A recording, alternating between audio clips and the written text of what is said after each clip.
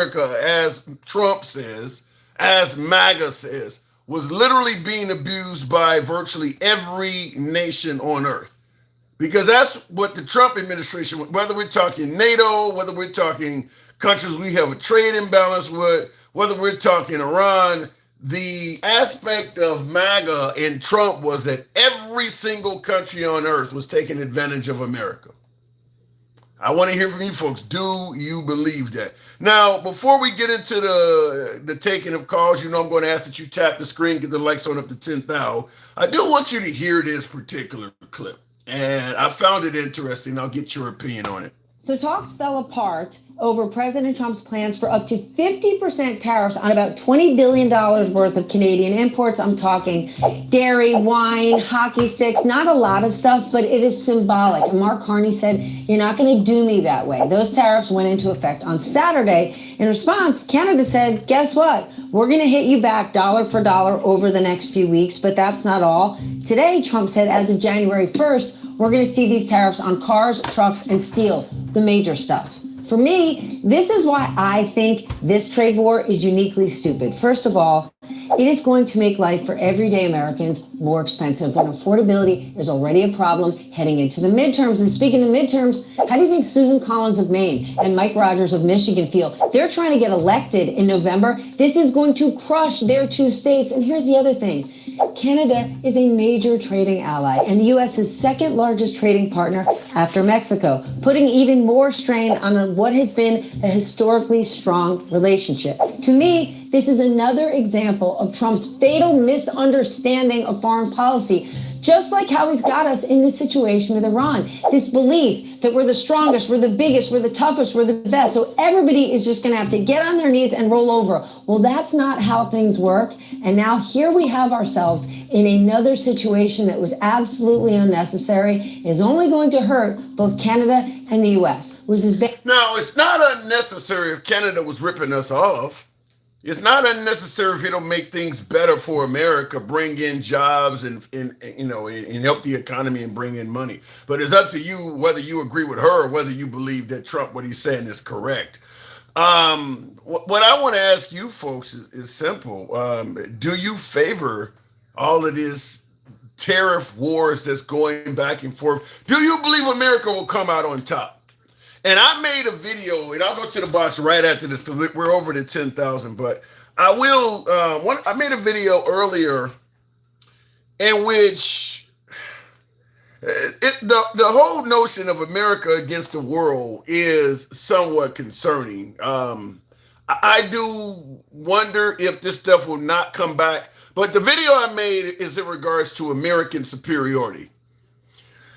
My analysis, and you guys can correct me when you think I'm wrong. You guys know I don't block, ban, or censor. I don't ever want to lead you to believe I'm a know-it-all because a lot of you folks have better answers and better suggestions than I do. So I do often enjoy hearing your take as well.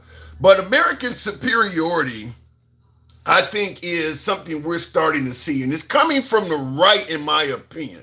What do I mean by American superiority? Has nothing to do with racism. It's not what you guys may be thinking. It's the notion that we are superior and we do not need anyone else on the planet, but they all need us. So no matter how bad we treat countries, how horrible our relationships become with those countries, the whole world needs us, so they're going to come scratching and clawing back to us. That seems to be the mindset of our current leadership and those that support what he is doing, is that America is superior to everywhere on earth. We can take on countries militarily if we need them. Unilaterally, we really don't need any help. We cannot be defeated. All of that. It seems that there is a contingent of people in this country that believe that we are so superior, we can do anything to anyone by ourselves. There's nothing they can do about it. And that the world needs us. Am I stretching it too far? Do you see anything like that? Do I sound outlandish, or does that sound like something that you may agree with? Where folks in this country, because we tariff the whole world simultaneously. We became a power, and thank you, Smokey. Appreciate that. President Trump came to power by literally criticizing everyone. NATO, the United Nations. He obviously took on Iran. He threatened Greenland. I mean, he tariffed the world. Like, we do not need anyone. We are on top. Fuck you, because you will eventually come crawling back to us at one point. Do you see any validity in what I'm saying, or does it sound crazy? Looking in the comments, somebody says outlandish is an understatement, says Elliot. Elliot, I'll have to get you on. I'd love to hear your take on it, Elliot, without any censorship, of course. We will give you plenty of time. You guys know how the program is ran. We'll start taking callers. We are MAGA friendly. We don't block, ban, or censor anyone for their commentary. You can be critical of anybody on this program, including yours truly. That's what free speech is about. You can be critical of anybody on this program. Our comments go left of Mom Donnie to I'm having dinner with Q. So looking in the comments, that's why you need to watch MAGA Zone, aka Twilight Zone. I've never heard of that, Popo. In the comments here, yeah, don't wicked Gentiles anytime the truth come out, they say you crazy, but yet crazy. They gave America away. Damn. Under the Holy Order says, we have given America away. Yikes. And let me know, Chad, Chaser Rivas, if you got audio. Because some of you folks will say you didn't have audio over there. America, fuck yes, says handsome conservative. So do you guys agree that America is on top? We don't have to bow down to no one, and even if we treat everybody like shit, they will eventually come crawling back because everybody needs us. The US dollar is the standard, etc., etc. Everybody needs America. That's what I'm seeing. Maybe you're seeing something different. I'll go straight to the bots, and we'll start it out with the one and only Smokey. Good evening, Smokey. Am I getting that wrong? Now, one of my guests did say in the comment section that I sounded outlandish. What say you? Good evening. You're on mute. There you go. Well. Are you there? I don't agree. Everyone, the United States thinks the world wants America. The world is already separated from us. Explain. How are tourism? How are tariffs? How many Canadians are coming here? How's the rest of the world treating those deals that we did for lumber and steel? Can we get them back? Well, wait. But what about the deals that we did for products? They're gone. Yeah, but what about all the lumber? What about the notion that they just have a bloody nose right now? They'll wipe their nose clean. They'll realize that they need America to function, the U.S. dollar, our technology, and they'll come back. Right now, they're upset. But that's the belief that eventually they will all come crawling back to America. We were buying there, let's say, Canadian wood. Let's say $10 a foot. Well, we stopped. Another country said, I'll give you 11. Well, I'll give you 10.50. Every deal that we had for the commodities that helped build our country, those deals are gone and sold to other groups of people. You can't get a deal back that's been sold to somebody else when you reneged on the deal in the first place. So you're making it sound like this is permanent damage. How can you renegotiate a deal that's been sold to another country? Oh. Trump renegotiates deals all the time. He's renegotiating the JCPOA by war. Canada's already sold their commodities that they used to sell to us to somebody else. They expected the rest of the world to go, oh crap, look, we've got all this lumber, we've got all this oil, we've got all this shit we can't sell. And the rest of the world came and said, oh, we'll gladly buy that.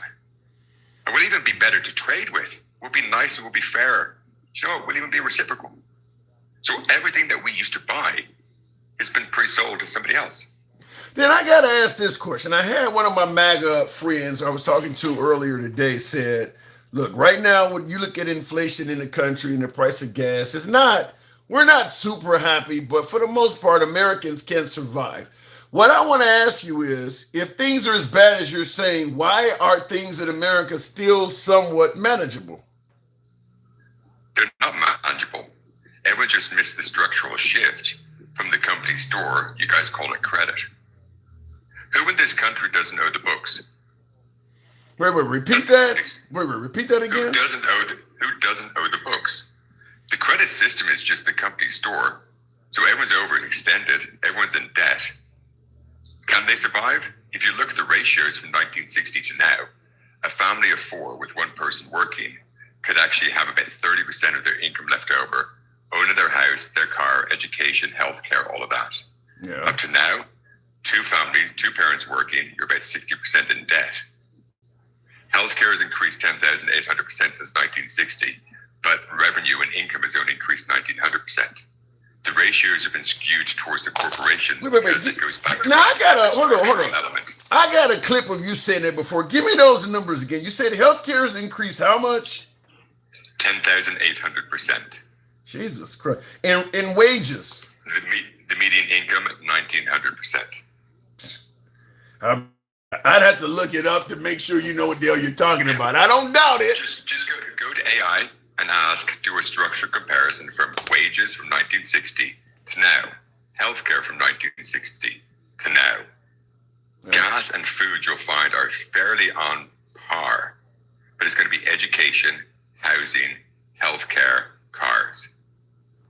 Well, I know for a fact salaries haven't increased much because I often bring up the fact that I'm my previous career was a telecom engineer, and I just because I still got my resume out there online. I just got a job offer from a company doing exactly what I used to do that I stopped doing back in 2006 when I moved overseas. And the salary window is exactly the same in 2026 as it was when I started doing it in 97. So that's 30 years almost, and the salary for that,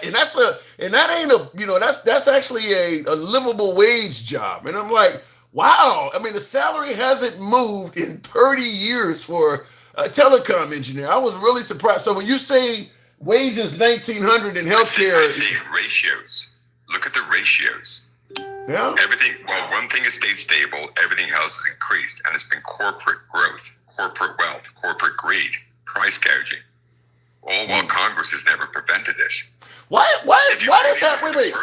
Well, let's go with that. You say it's been corporate greed and corporate wealth. Why does half the country seem to think that this system is the know-all end-all? I mean, for the most part, the right side of the aisle, they'll tell you how bad socialism is and how bad communism is. They are not complaining about this system we're talking about.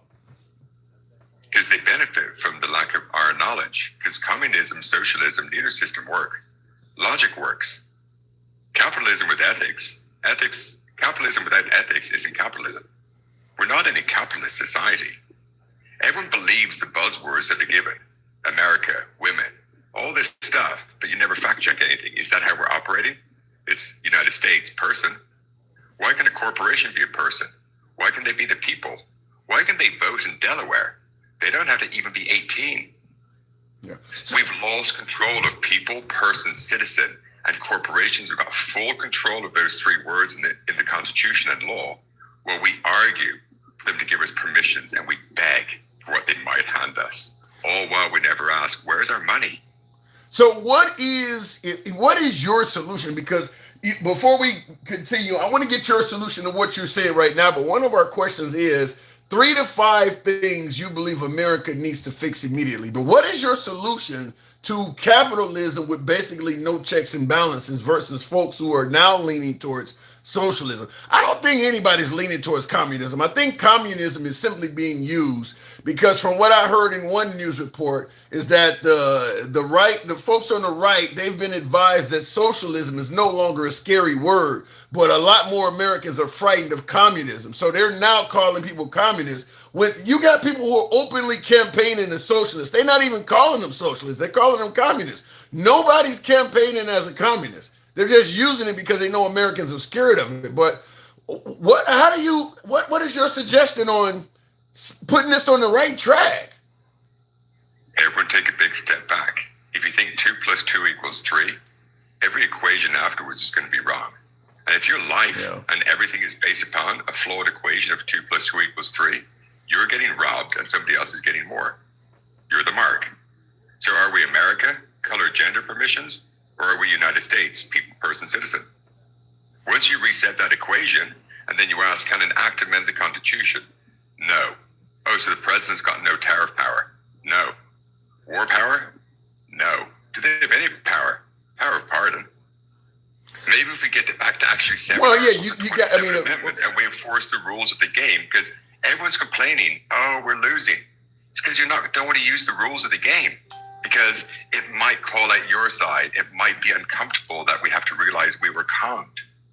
It's difficult to understand. So how much power do you want the president to have? The only power the president has, if you read Article 2, Section 2, is the power of pardon. Everything else is power by and with the advice and consent of Senate or of Congress. And that's the structural element of Senate. So the only thing, wait. So the only thing the president is allowed to do is pardon people? Yes. Have you read it? I'll show you. Obviously not. Obviously not if I got that. I can read it. Watch. Do you want me to actually? I've got it right here. Let's break it down together if you really want. Talk to me. This is good. Talk to me. Well, let's see. I'll turn the camera on and show you the actual Constitution. Let's make this easy so I'm not saying anything. Never believe what anyone says. Who the hell would want that position? Why would you want to be president if all you can do is pardon people? Because we've given them too much structural power. I agree with that, but I believe. Go ahead. Let's see here. So the president shall be commander-in-chief of the. Notice here is the oath. I do solemnly swear or affirm that I will faithfully execute the office of President of the United States, not America or of America. I will, to the best of my ability, preserve, protect, and defend the Constitution of the United States, not America or of America.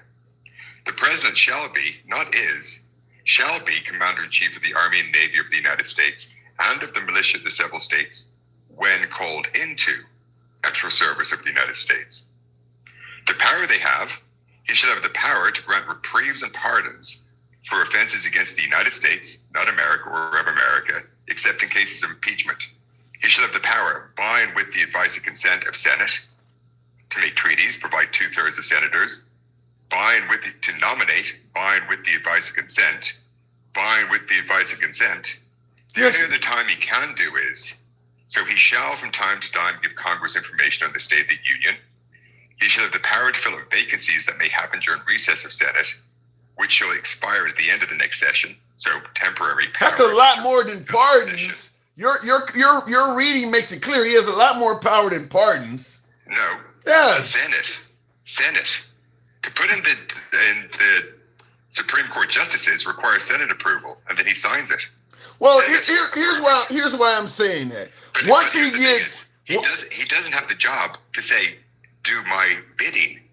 His job is now to uphold the law. That's not what I'm saying. It's not to control them. That's not what I'm saying. When I say he has more power, first of all, he obviously has to get approval from Congress to go to war. But then you make it clear in your piece there, he commands the military. So once he gets permission from, he gets what? When called into the actual service of the United States, and to be called into the service of the United States is Article 1, Section 8, Clause 11, to declare war. Congress can't abdicate power from that. So once they declare war, then and only then for the militia, that's Article 1, Section 8, Clause 15 and 16 to provide for calling forth the militia. And you notice treason? Yeah, I mean, I hear what you're saying. I mean, treason is against the United States. So what's this America? I'm going to tell you. I'm going to tell it to you this way. Based on what you're saying, nobody would want to be president. Nobody would want to do it. I mean, if that's all you can do is pardon people, the reason they're letting him have more power is because he's doing things. Huh? The job is to uphold the law. Yeah. Congress write law to make sure that every state makes sure that people, persons, citizens have the same rights. They do trade deals to make sure that we're not going into war because we're just negotiating. And then your local municipality decides if you want brothels or dry towns. Yeah. Look. At the end of the day, the reading is astonishing because I'm going to assume that 90% of Americans don't know a lot of the stuff you're telling me. I'm going to admit, I'm going to plead ignorance on it myself. Go ahead. What'd you say? I just showed you it's the United States. Yeah. Well, The whole American thing. hold on. Wait. Hold on. You get me with this every time, and let me make it clear. I'll show you. Hold on, hang on. You don't need to. I know it's true. I know North and South America. I know America is. Hold on, hang on. Let me make the point. I know we are not America. America encompasses everything from Canada all the way down to Chile. I get it, but when you've been trained to say something for so damn long, it's like trying to tell a soldier not to swear anymore. You've just been used to doing it. We've been used to calling ourselves America. You're 100% right. We are not America. We are the United States. It's an improper statement, but it's just what people been used to doing, man. I get it. You call me out every time on it. I'm going to show you the danger of it, though. Have a look at this here. In the year of our Lord, 1777, in the second year of independence of America. So the only time when they say "Make America Great Again," 1776, you look and you go, "Where is America 1776?" In the second year of our Lord of Independence, in the second year of independence of America, 1776. In the very last sentence of that document, in the third year of independence of America. Sorry, right there. So America 1776 is this document. Okay. What's this document? Articles of Confederation. All right. When they say to make America great again, America 1776, it's called the Articles of Confederation. If you look at Project 2025, you get Articles of Confederation and you combine it with the first 10 amendments, you have Project 2025. That part I'm aware of. States, and that's how you overthrow the United States internally, because U.S. citizens will simp for America, color gender permissions, and they will give aid and comfort to something other than the United States on a daily basis, and then say words don't matter. But if I use the N-word, everyone will say words do matter. Yeah. If I mispronounce Harris's name incorrectly, they'll sell me T-shirts. Smokey! Words matter when it wants to be performative. You live up to your name. You smoking every time you come on. Look, I enjoy talking to you because I enjoy feeling like an idiot. You show me up every time. Look. Here's the difference. I don't want you to feel like an idiot. I didn't know this until I was trying to debunk MAGA and I was fighting for rights, and they kept bringing up the Constitution. And I said, fuck it, let me read it. And I realized we've all been conned. I've had to admit I was wrong about this document numerous times. I was wrong. It's easy to say that I was wrong. I thought women's rights was the 19th Amendment. It's sex. I was wrong. Now that I know that, I know it's non-binary, people, person, citizen. I won't categorize somebody into a subcategory. So if we can admit this, that's how we correct it. That's all. Yeah. I don't care which side you're on. Don't care if you want brothel towns or dry towns. Do you have the same rights as me because you're a person? Yeah. Have corporations fucked us and gotten more control of those words? Yes. Okay, that's it. Nothing more. And that's where we've been confused. They pitted us against each other. Vote party lines is voting unconstitutional lines. That's a violation of oath and unconstitutional. I vote constitutional lines, not party lines. We've got to get this party mindset out of our heads. So I appreciate you listening, because I just want to educate people for free. Appreciate it. Thank you. Come on through anytime. Make me feel like an idiot. Educate me and the audience. Absolutely a pleasure. Smokey, thank you. Thank you for your time. Well said. Look, at the end of the day, and I don't know why is TikTok telling me I'm showing loops? I don't know if I don't know what the hell's going on, but TikTok is telling.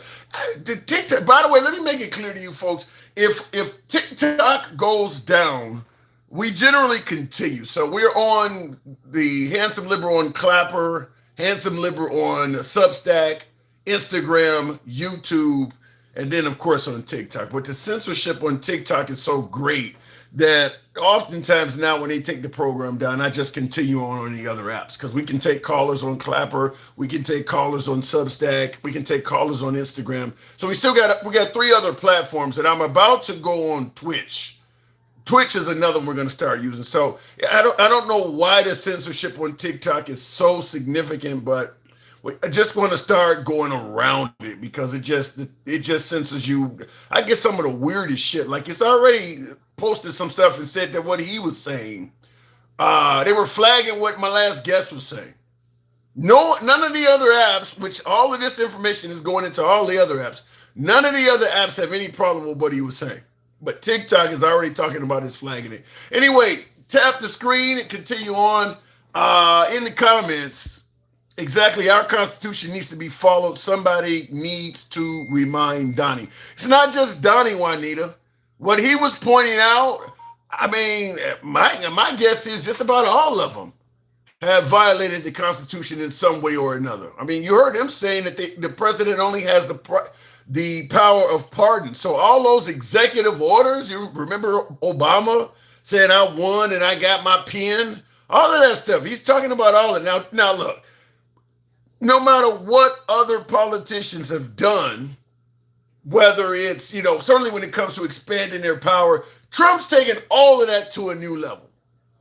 There are plenty of politicians that have used the office to make money. Trump is not the first person to do it. The only difference is Trump has taken almost all of the things that we tend to question or complain about to astronomically high levels. I mean, Trump is building a ballroom. The counterpoint is, well, Obama built the basketball court. I mean, that's the difference in levels that Trump is taking stuff to. You bring up Trump's children, well, Hunter Biden was making money. I mean, what Hunter Biden made is a fraction of what one of Trump's children has earned. So it ain't that Trump is the first person doing this stuff. He is just far, far, far more egregious with it, doing it to a significantly greater level. I got to assume other presidents have taken gifts from foreign nations. Trump isn't the first person to do that. He takes a 747 though. So he's doing the same shit everybody else is doing. He's just doing it to this hugely egregious level. I'm assuming other presidents have ran businesses while being in the White House. Trump's taking it to a huge, insane level. Everything he's doing is grander, bigger, more out in the open. So it's getting more attention. Anyway, looking in the comments, tap the screen. Blessed love, brother Tim. Thank you, Johnny Black. Appreciate that. Tim Curry, not Tim Burton. Tim Curry passed. You're talking about that guy, along with Dolly Parton yesterday, another one. And crazy thing is, before I go to the box or the next caller, I had one of my MAGA friends trying to argue with me that Dolly Parton was a conservative. What do you guys think? I don't see it. I do not see Dolly Parton being a conservative, but he was adamant. I was wrong. Rakeem, good evening. Welcome to the program, Rakeem. TikTok run by MAGA talk bad about Bone Spurs will cite you. Yikes. Somebody else in the comments, Wild One Forever says she was a conservative. I don't think she was a conservative. Based on what she stood for, I mean, she checks a lot of boxes. Remember when Charlie Kirk got taken out and all you needed to know was he had a trans friend and you were saying he was a liberal? The amount of boxes that Dolly Parton checks off to say she's not a conservative is insane. I definitely do not believe Dolly Parton was a conservative, but we'll move on. Tap the screen, help your boy with the hat mustache, TikTok cap goals. Gotta ask you to do that. In the comments real quick, Dolly was a true conservative, a person I can love, says Kurt. Okay, we'll talk about it in a minute. And I'll see you that friend request on Twitch, Handsome Conservative. I do see that. Before we continue on, I'm talking about running a third time on a basketball court, a little bit different. Seriously, the pool, the ballroom, the freaking go. Yeah, he's naming it, putting his name on everything. I mean, Trump has done stuff to an astronomical level. It's just, there's no other way to describe it. He's done stuff at a significantly greater level than other presidents. And I'm not saying other presidents haven't done shit. It's just Trump's taking it to an astronaut. Yeah, you got his name all over Washington, D.C. Who else has done something like that? Putting big-ass pictures of themselves up and stuff. James Harper, good evening. What's going on, Tim? Not much at all. Question we're asking, I'm going to let you tackle this first. I didn't get into this that much on my last caller. Give me 3 aspects of America you believe needs to be addressed or fixed immediately. 3 things that concern you most. Maybe it's women and men and women's basketball. What 3 things you believe are really serious that need to be addressed immediately? None of that theatrical bullshit that MAGA propagates. One thing is education. Like every year, like our education takes a hit because they want to save money, and the first thing they do is take money out of schools. My last caller made a good example of that. Education, okay, fair enough, and they do remove a lot of money from schools. I mean, well, Trump is getting rid of the whole board of education, but he's saying it's because there's too much waste, fraud, and abuse in it. No, he's getting rid of the board of education because he thinks that's free money that he can allocate to somewhere else. Give me number 2. Number 2 is the regulation of these companies, because ever since he's got them in the office, quality has done a skydive. What do you mean? On a lot of products. Like all that deregulation that he's been doing, now all of a sudden we have these pollution problems. We've got quality problems where like shit damn near breaks right after you buy it. Like, is that something unique to Trump? Now you're saying corporate regulation. I'm going to assume I'm going to assume you thought we needed corporate regulation or companies being regulated before Trump came along, because that's probably been a growing problem. But what are you saying? You're saying pollution. What are you talking about?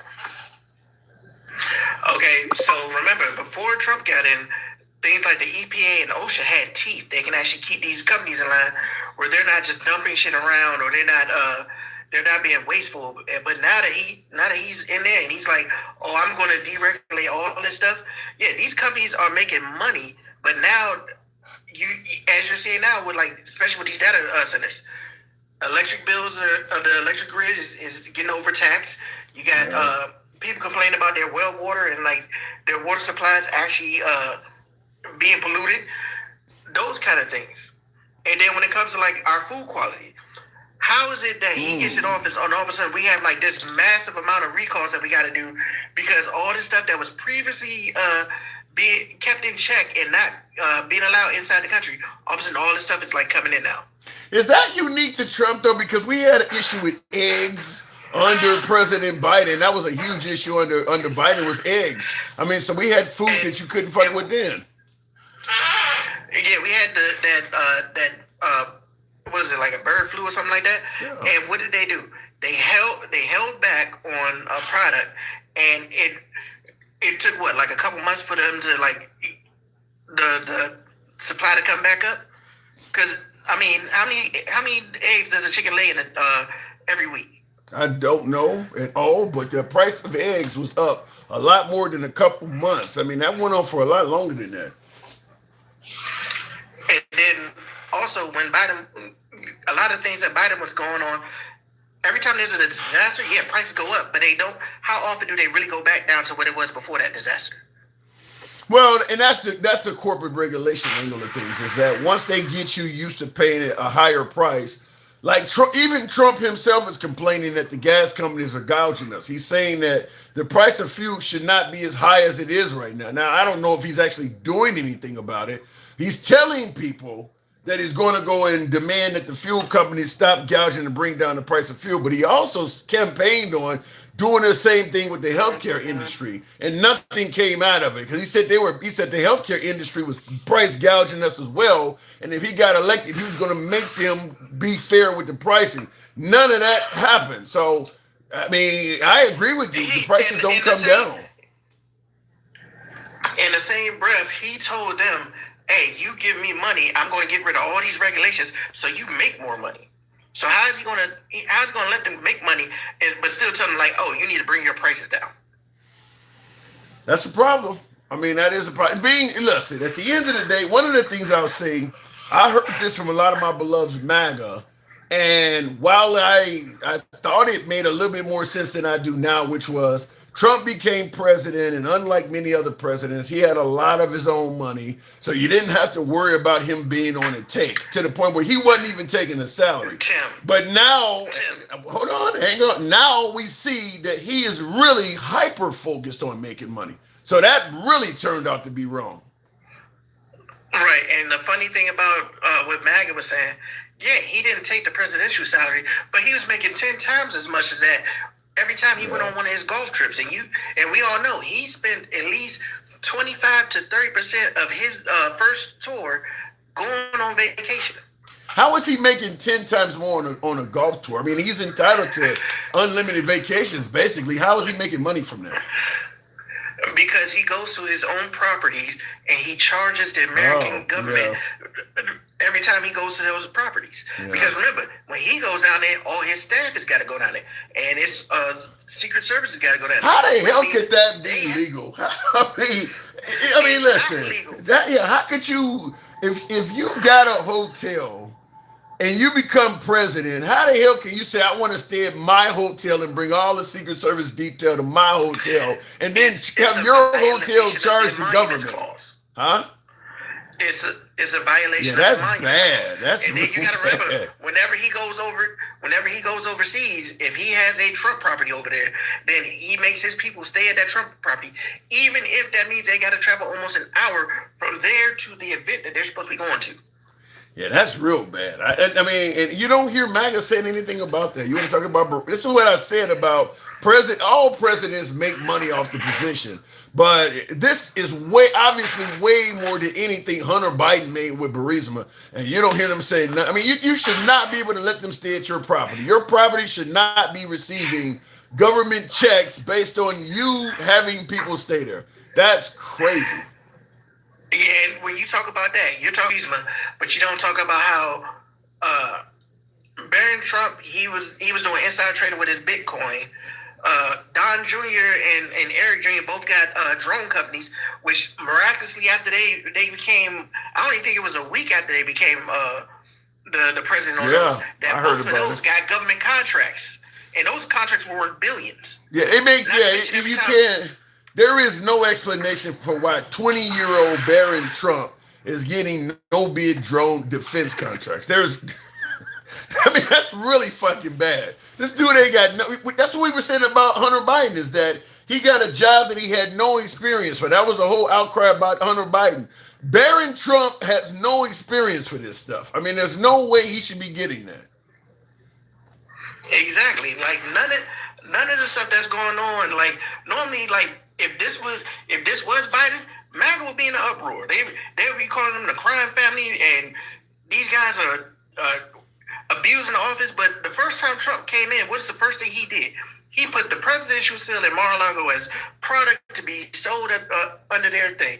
At one point, he had the Resolute desk in Mar-a-Lago. Why? I have no idea. Yeah, real quick in the comments, Alter Ego is saying it's not Barron. Are you suggesting, Alter Ego, that Barron Trump is not making any money at all off of a defense contract? No, Barron was making money off of Bitcoin. It was Don Jr.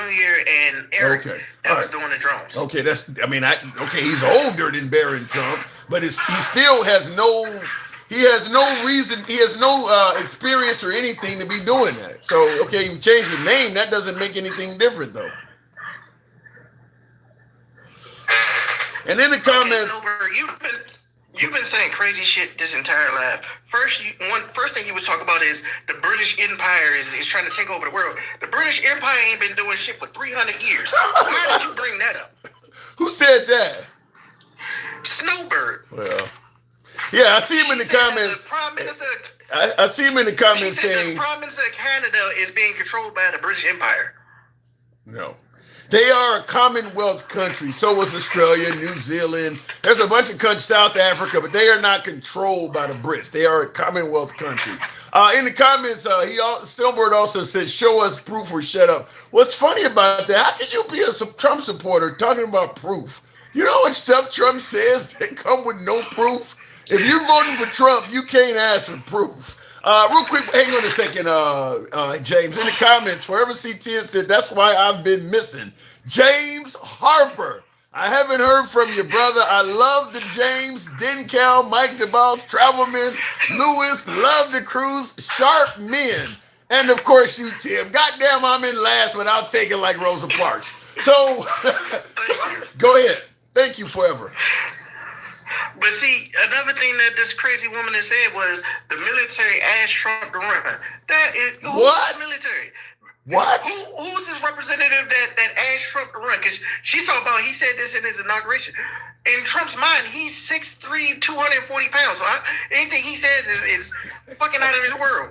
And why would the military ask Trump? Well, I will say this. I don't know if the military asked Trump to run, but I'm sure there are people that are in the military that wanted President Trump to be the commander in chief. And I understand it. For what I always say, that Trump promised good shit. If he's promising to end wars and not start any new ones, there are going to be people in the military that's going to resonate with. That sounded good. No new wars under me, and I'm going to end as many of them as possible. That's what he campaigned on. So it would make sense. And in 2 years, he's attacked more countries than other presidents done their entire 2 terms. Yeah. I don't disagree that he campaigned on one thing and did the exact opposite. I mean, it's pretty clear. He changed the Secretary of or the Department of Defense to the Department of War, and it's pretty obvious why he did it. Like, you planned on going to war a lot. I mean, because he's already said Cuba's next, and I mean, he planned on going to war a lot.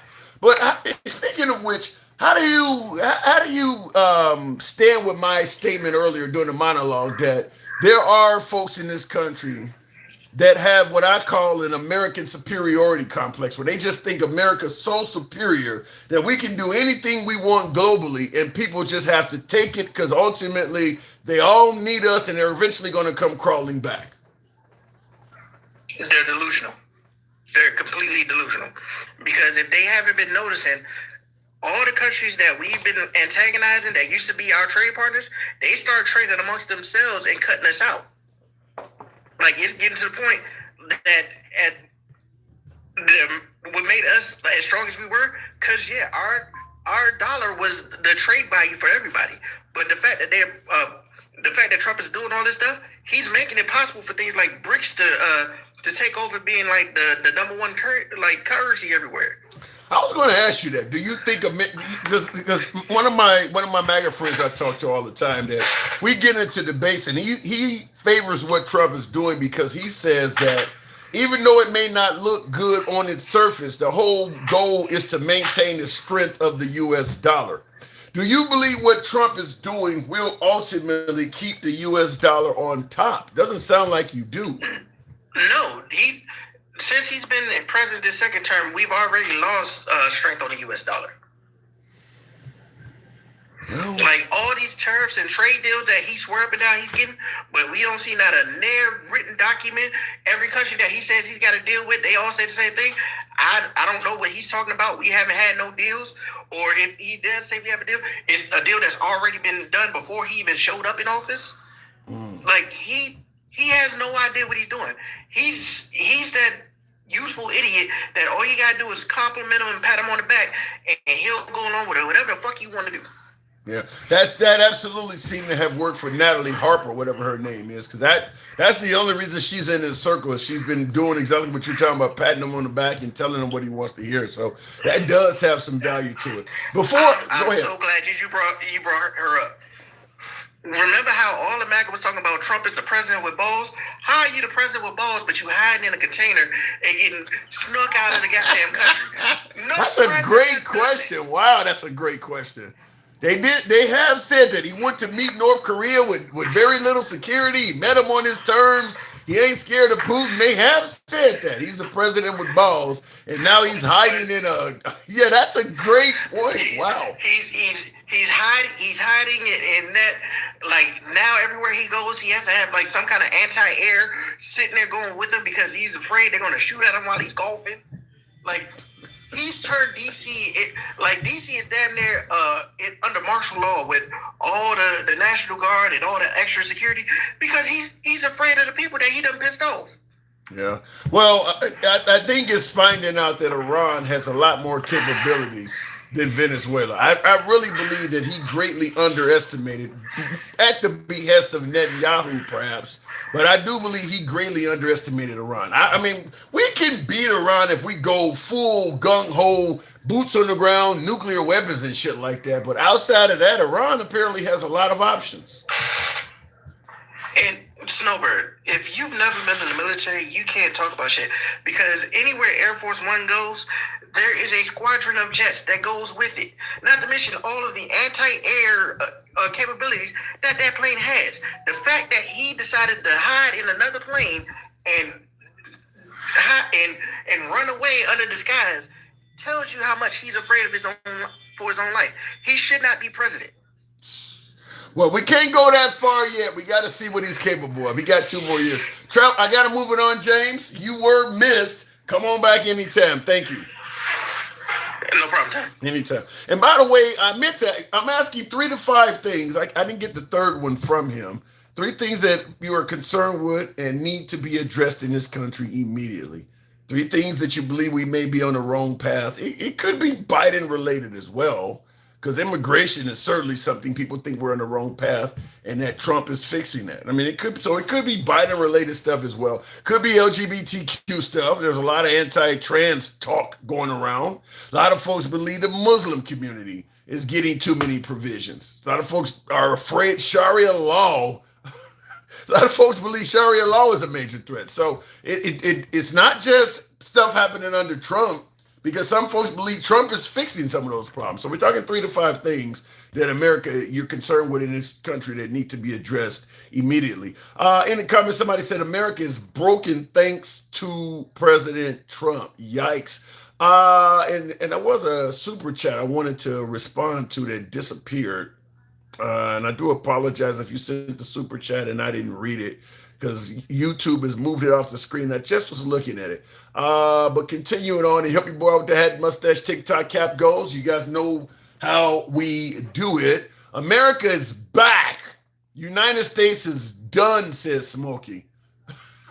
Smokey, you say it like no other. Because when you say America is back, obviously you're talking about the other nations on the continent, on the North and South American continent.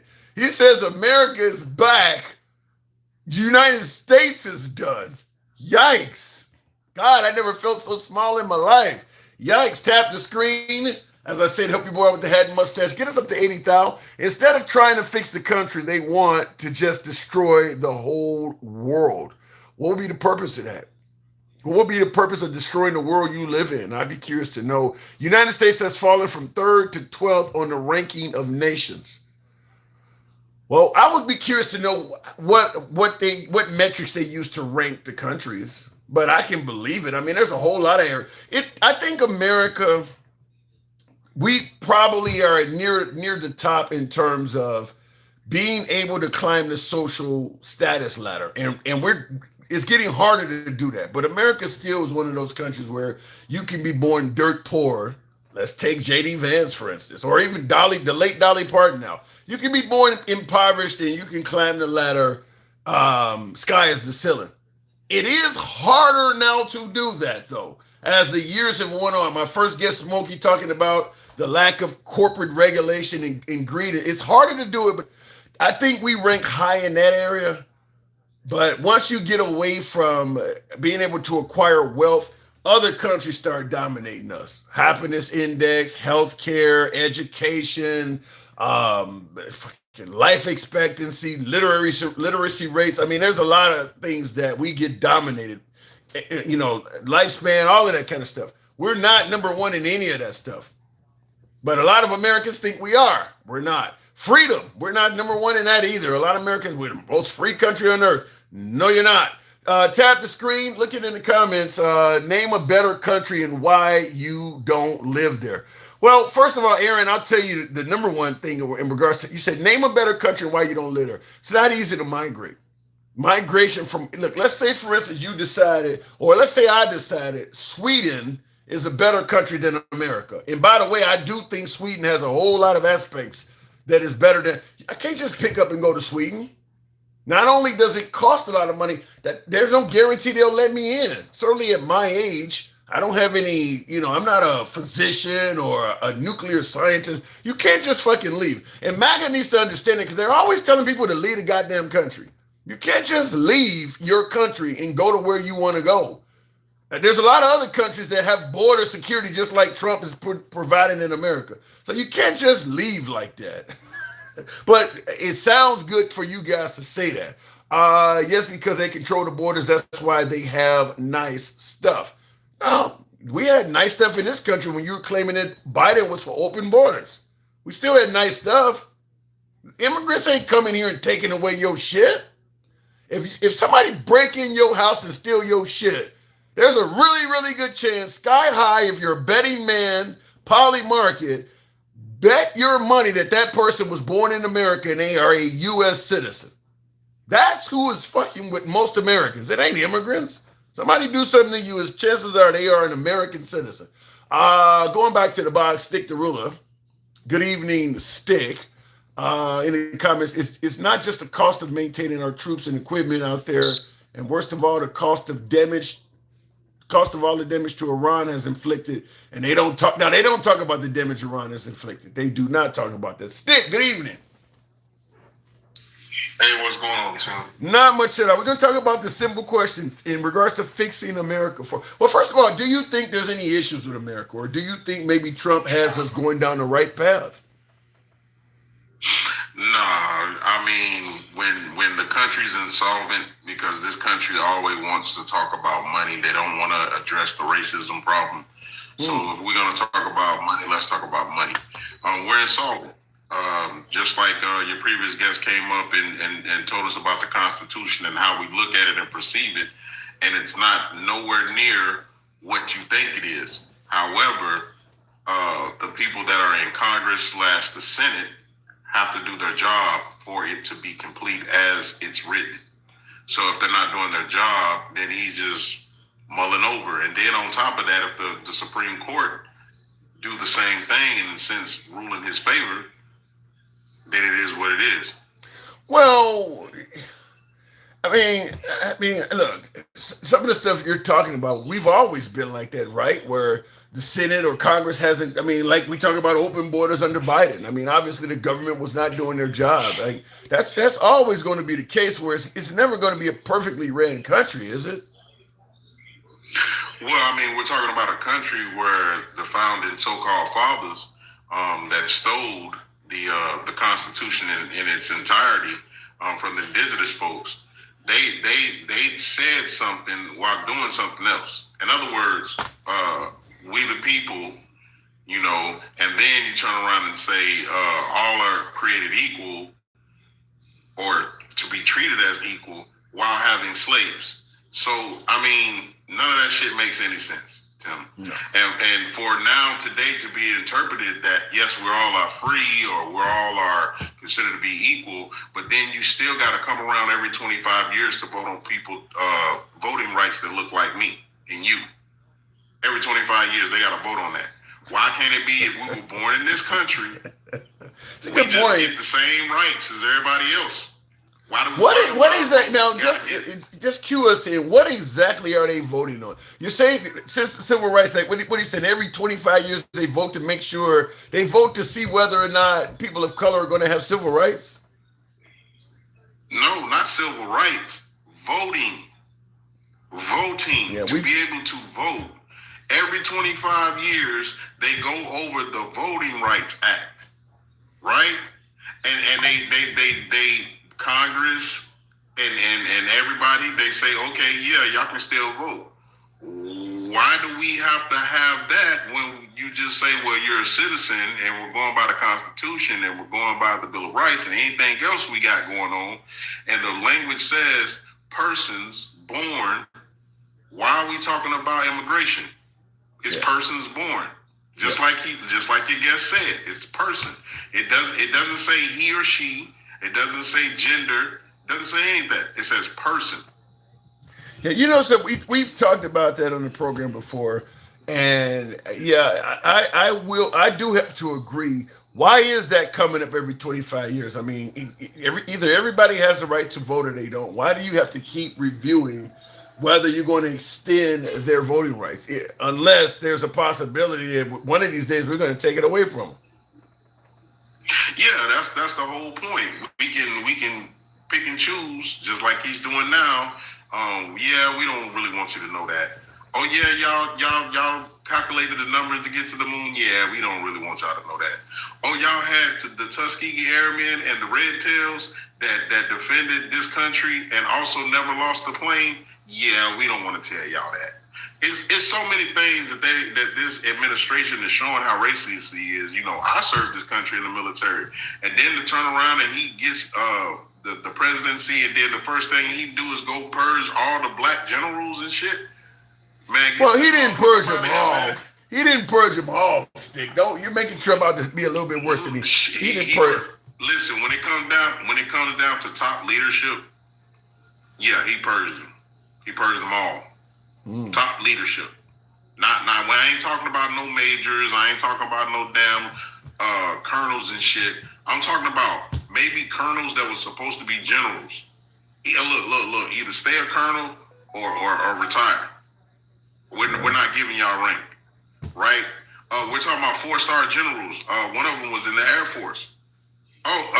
Ask Pete Hegseth, hey, are you gonna get rid of such and such? Oh no, I think me and him, we got a good relationship. A week later, hey man, you get your ass up out of here, your black ass up out of here. Like that's what they doing.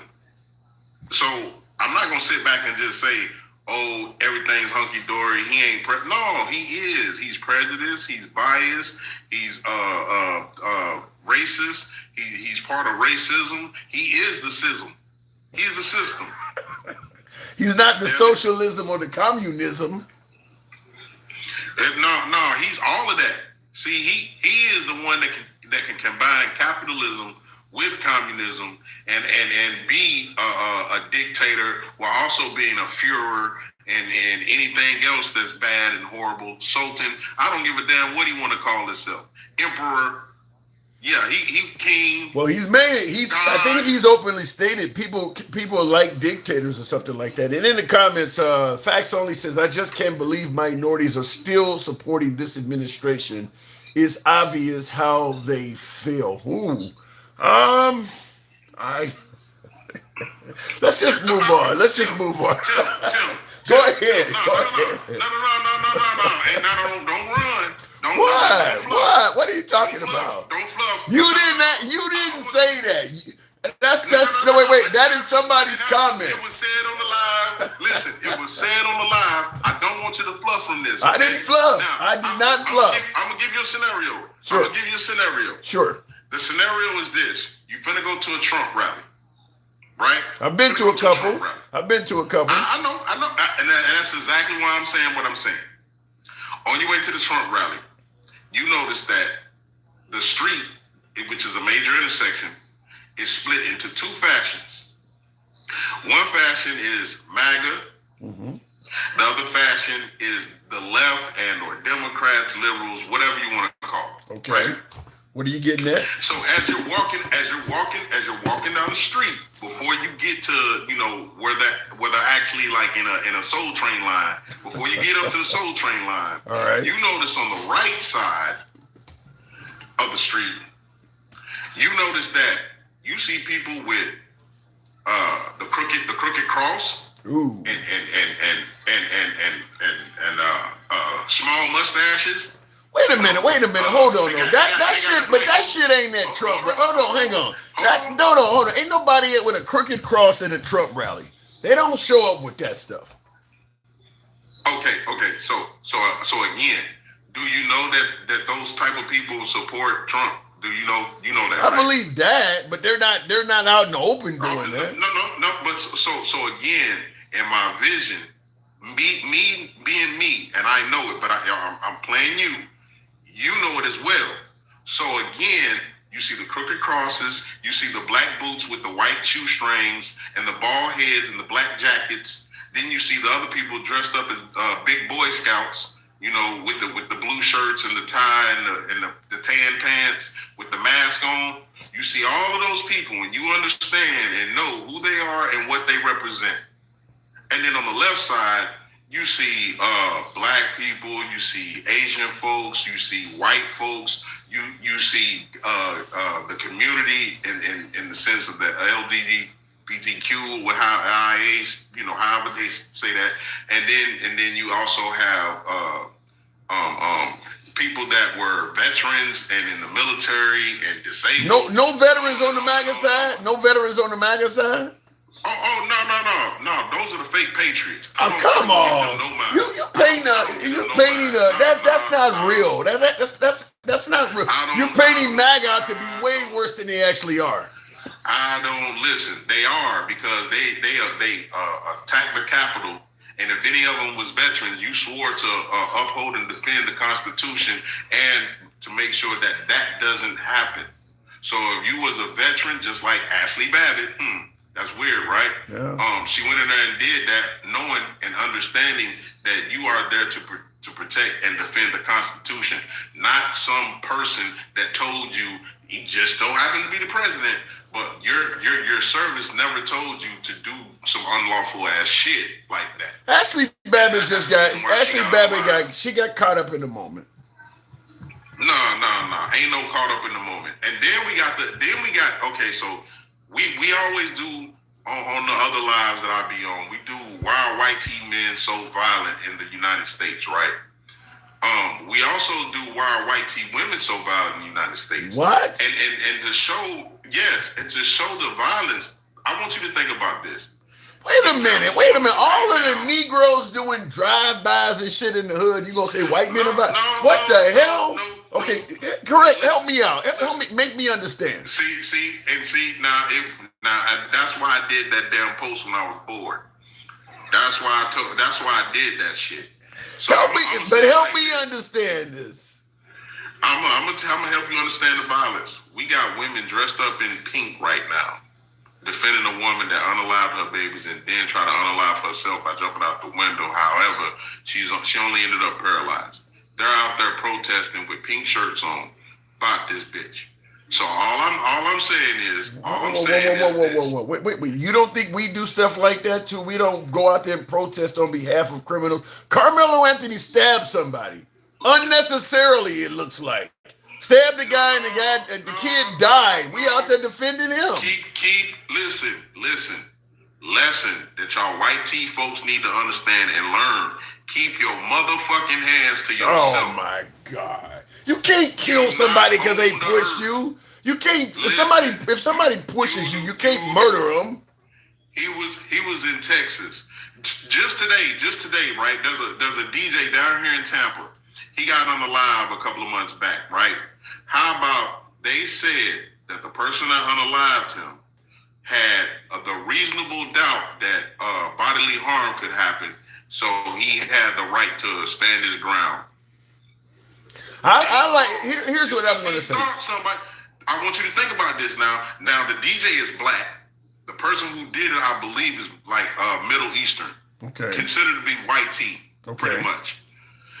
He perceived. So you mean to tell me I could be walking down the street, see a 10-year-old little white kid, and I perceive him to be dangerous because little Timmy's going to fucking school shootings. Come on, and shit. Stig. See. So again, white tea women are violent. Stig. You saying shit that no, you just saying shit that make it sound like you don't like white people. Hold on. First of all, I like the way the court system. If you did something under the perception your life was in danger, make your case in court. If the jury rules in your favor, but if they don't, you lose. They never went to trial. Is my point. What are you talking about? They never even went to trial. Carmelo Anthony did. No, you talking about Carmelo Anthony. I'm talking about this what happened here in Tampa, in my state, in Florida. Okay. They never went to trial. So my whole point of it is, damn, so now white tea perceived men, because you got Latino white tea passing. So at the end of the day, anybody that's white tea passing, what you're telling me is they can perceive me to be a threat and they can just unalive me? Alter ego. Now, I'm going to say that we've had some African Americans kill white people under the perception that they were in danger too and get away with it. Tell me who? The guy, the African American in the Waffle House. He was sitting in the Waffle House. 3 white guys came in there talking racist shit. One of them hit him in the face. He had a 44 on him. He shot the guy in the stomach and the guy died. So what you're saying is the other guy hit him and then he bombastically got his ass up out of here. That's what you're telling me. Yeah, he shot him. Yeah, shot and killed him. I'm talking about they said he perceived, not that he got touched, hit. Well, then I'll give you another example. The African American woman in Florida, your state, where the white guy was walking up on her, he never touched her. They fighting over a fucking parking space. He never touched her. She shot and killed him, and she hasn't been sent to jail. She's gotten away with it. So So hold on. So again, you're talking about somebody that's pulling out that has their You said way touch. out. You said touch. No. Listen. I want no. See, you went straight to boombastic. I ain't went to straight boombastic.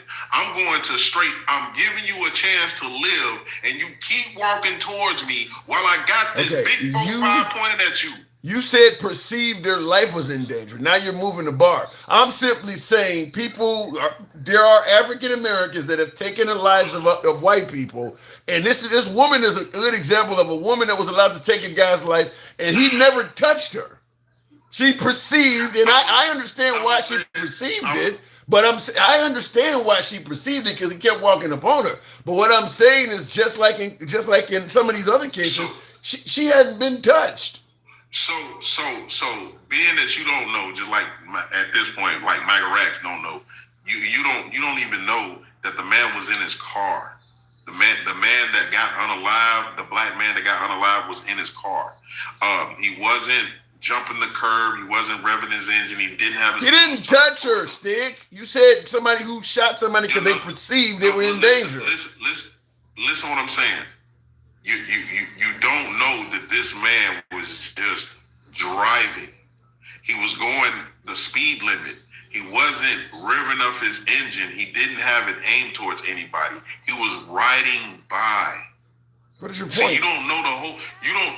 The whole point of it is there was so many people riding by, but somehow this guy just get pew pew. Come on, Tim. I'm just telling you. The point I'm making is you made it sound like no African American can perceive their life as in danger and take the life of a white guy. When I gave you an example, now you're adding things on it that you didn't say at first. You didn't allow me to say it. You just immediately went with the fluff. You immediately went with the MAGA reacts. You immediately went to do the thing that you do. Now, mind you, I could have got upset. I could have got mad. You know what I did? We're having a I told conversation. you why I did that. I said exactly what I said. That's the reason why when I was bored, I did that damn video. That's what I said. And then I tried to move it on because guess what, Tim? When you go to fluffing, you turn into somebody else. Oh and my that's why God! Grandma comes up here and give your ass the business. So I'm gonna gracefully bow out and hope that not after me, but maybe after the next caller, that she does just that. And you have a nice day, sir. Stick, is always a pleasure. Nothing but love for you. You're wrong, but nothing but love for you. Thank you. Nah. Yes. The day you reserve. I know she gonna give you the day you deserve. I gotta go. I'll leave it at that. All right, Stick. Tap the screen, get the likes on up in the comments. Help your boy with the hat, mustache, TikTok cap goes. No love today. No rest for the weary. We the Rebel says we don't see any of that, but imagine if you did. What do you mean, we the Rebel? Imagine if you saw what you said. We don't see any of that, but imagine if you did. I'm kind of wondering what you are referring to. We'll go in the comments real quick. Tap the screen, get the likes on up. In the comments, Aaron Nee, he was not. Look at the footage from the media guy. They were pointing their guns at protesters. Lasers were recorded on the chest of people on strike. I don't know which case you're talking about. David knows audio. You said Kyle Rittenhouse should have been held accountable. No, David, I got to disagree. Kyle Rittenhouse acted in self-defense. I absolutely believe if Kyle Rittenhouse in that situation was unarmed, he was about to face some serious bodily harm. One guy tried to drop kick him or use a skateboard. The first guy he took the life of was trying to disarm him. That right there is about as much of a deadly threat as you can get. I mean, somebody's trying to take your gun from you. The first guy he took the life of was trying to disarm him. The second guy I think he took the life of was trying to drop kick him with a skateboard or something like that and hit him. And then, of course, he took the life of another guy that was nearby that had a pistol in his hand that was in that situation also. So, look, I'm not going to defend Kyle Rittenhouse making dumb action after dumb action. He shouldn't have been there. He shouldn't have been there doing that. But then again, you could make the same argument to a whole lot of folks that were riding. But he shouldn't have been there. He put himself in a dangerous situation. and ultimately got lucky. He ultimately got lucky, but I do believe he acted in self-defense. Somebody like George Zimmerman I don't think George Zimmerman acted in self-defense. Now, George Zimmerman is somebody I do think should be in jail because he instigated the situation. Kyle Rittenhouse didn't instigate the situation. He's there with a firearm. That doesn't mean he's instigating people to fuck with him like that. Certainly, he's not instigating anybody to disarm him. What George Zimmerman did, chasing somebody in the middle of the night with a firearm on you because you have judged him to be a thief incorrectly. Yeah, Kyle Rittenhouse, George Zimmerman, yeah, he absolutely should have been held accountable for what he did. But I think Kyle Rittenhouse, although stupid, maybe you want to hold his mom accountable for taking him to some shit like that. How could she not realize you may be putting your son in danger? You're going to put him in the middle of a riot, an African-American riot with a gun. At the very least, he may have to shoot some people. Like, why would you drop your son off in that shit? So to me, his mom, what she did was terrible for a parent to do. Anyway, let me go back to the comments. Kyrie, in the comments here, tap the screen. Tim, is Clarence Thomas your daddy? I'm on here talking about hat and mustaches. You think I got a daddy that's a Supreme Court justice? Get the fuck out of here with that. No one complains about cops not doing their job in the Kyle case. What do you mean not doing it? Cops not doing their job? To me, the cops were trying to railroad Kyle Rittenhouse.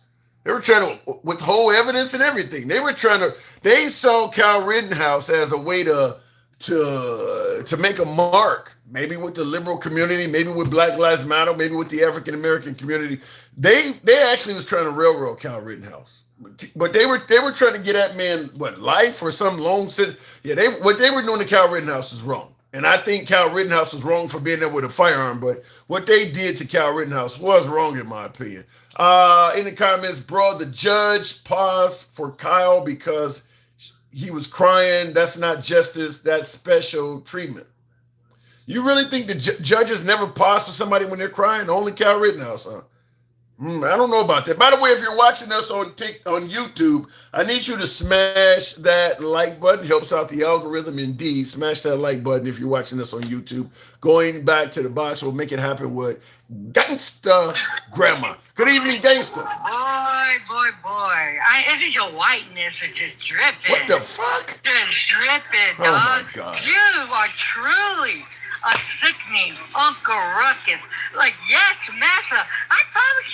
I promise you, we would have left your ugly ass behind and kept you in the house and been a house Negro because you are the most fluffiest big boy ever. What am I? Yes, How? you are. Give me an example. That's why you got divorced and shit. Because I can't. I could never. Yes, you I could. need my divorce papers. Yes, you I could. Never Yes, you be with could. a man like you. You Uncle Fluffy, Uncle Ruckus, you a scumbag. You sell us out, dog, for real. As this man often says, yes, you can. What have I done? How am I fluffing? What have I said?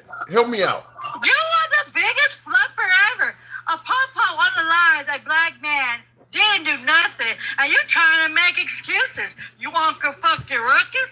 You are. You're the ultimate Uncle Ruckus. And that's why I see why the napkins like your ugly ass. Because they can do anything to you. They can bring whips to you, and they will tell you, you know what? Wait. Yeah, You yeah, said yeah. you Yeah, said bring you the whip. you said you Put you in the see. street. Oh my God! You said you see why the napkins like my. What is a napkin? You know what, fool? If you don't know what a napkin is, I don't know what a napkin is. I do not know. Well, why do you two know what a napkin is? It's a napkin. Yep, and what color is that napkin? It ain't no blue. It ain't no black. It's a napkin. Yeah. What are you trying to say? What are you trying to say? You be kissing the napkin faces, for real. It's good for what? What are you trying to say? I could never kiss napkins. What are you trying to say? Why are you? No, you're saying the napkins like me. Why would this napkin like me? Why? Because you're Uncle Ruckus, you a ratty raccoony, you are the poster boy of a house ninja. Yes. Now Go get the whips. Shit. Is this napkin? Is this napkin represented by a group of people? You know what that represents. I mean, Don't be stupid. I don't know. I'm trying to find. You said I've Don't never be heard somebody stupid. tell me napkins like me. I'm trying to figure out what are you talking about. You know what I'm talking about. You know your little napkin homies be over there. What is a napkin homie? Yes, you What- know we like you. Oh, well, we'll take you. We'll take you to. You're welcome at our boxes with the raisins. Alter ego. What is a napkin homie? I need some information. Help me out. Tell you this. Well, let me tell you this, Timmy Tim. You know why you're selling us out? Because you a ratty raccoonie? You know what I mean? Selling you Let me out to break this who? shit down to you. They don't like you. Selling you who They is don't like they? you, Juliet. Selling you out to who? Who are The they? napkins. Who are, The napkins don't like you. how can I sell you out to a piece of paper? See, you got sound like you got napkin cellular. You're trying to be funny. No, I'm trying to be investigative. I'm trying to be investigative. I want to know what is a napkin homie. Help me out. No, wait a minute. You just said you want to be an investigator? Yeah. Boy, you're the definition of the police. Oh my God, you're so worried about black on black crime, but the white tee on white tee crime, buddy, is going outrageous, and they be putting more of us in the trees. What are you talking about, dog? And you all there still laughing like a dog. Laugh. I want to. And by the way, that's what you're good for. by the way, in the comments, Derek Fanyo over on YouTube, he says bring you up. You got to be on Instagram, Clapper, TikTok, or Substack. If you got any of those apps. If you got any of those apps, the handsome. Can I talk to the guests? Hang on. Yeah, go talk to your napkin. What is a napkin? What is a napkin? You know what a napkin I don't is. know what a napkin is. I don't know. I do not know what a napkin is. Well, I'm sorry if you don't know what a napkin is. You ain't black. How about that? What are you, Joe Biden now? I'm not no Joe Biden. That's what you sound like. Are you a presidential? Thank you. Are you a presidential napkin? Are you a presidential napkin? You sound like Joe Biden. I wish I could be the president, because I will put you in it with the white. I want to know what a napkin Shut is. the ass back. What is a napkin? Boy, Tim, you just think you cute, don't you, Tim? You just think you so cute with No. your fluffing ass. Over here thinking, you gotta make it for everything, and try to justify the po-pos unaliving us. You know what? You're the type of Negro that would justify why we're still being in the trees. How did I You justify? every damn reason. You know why? Because the napkins are.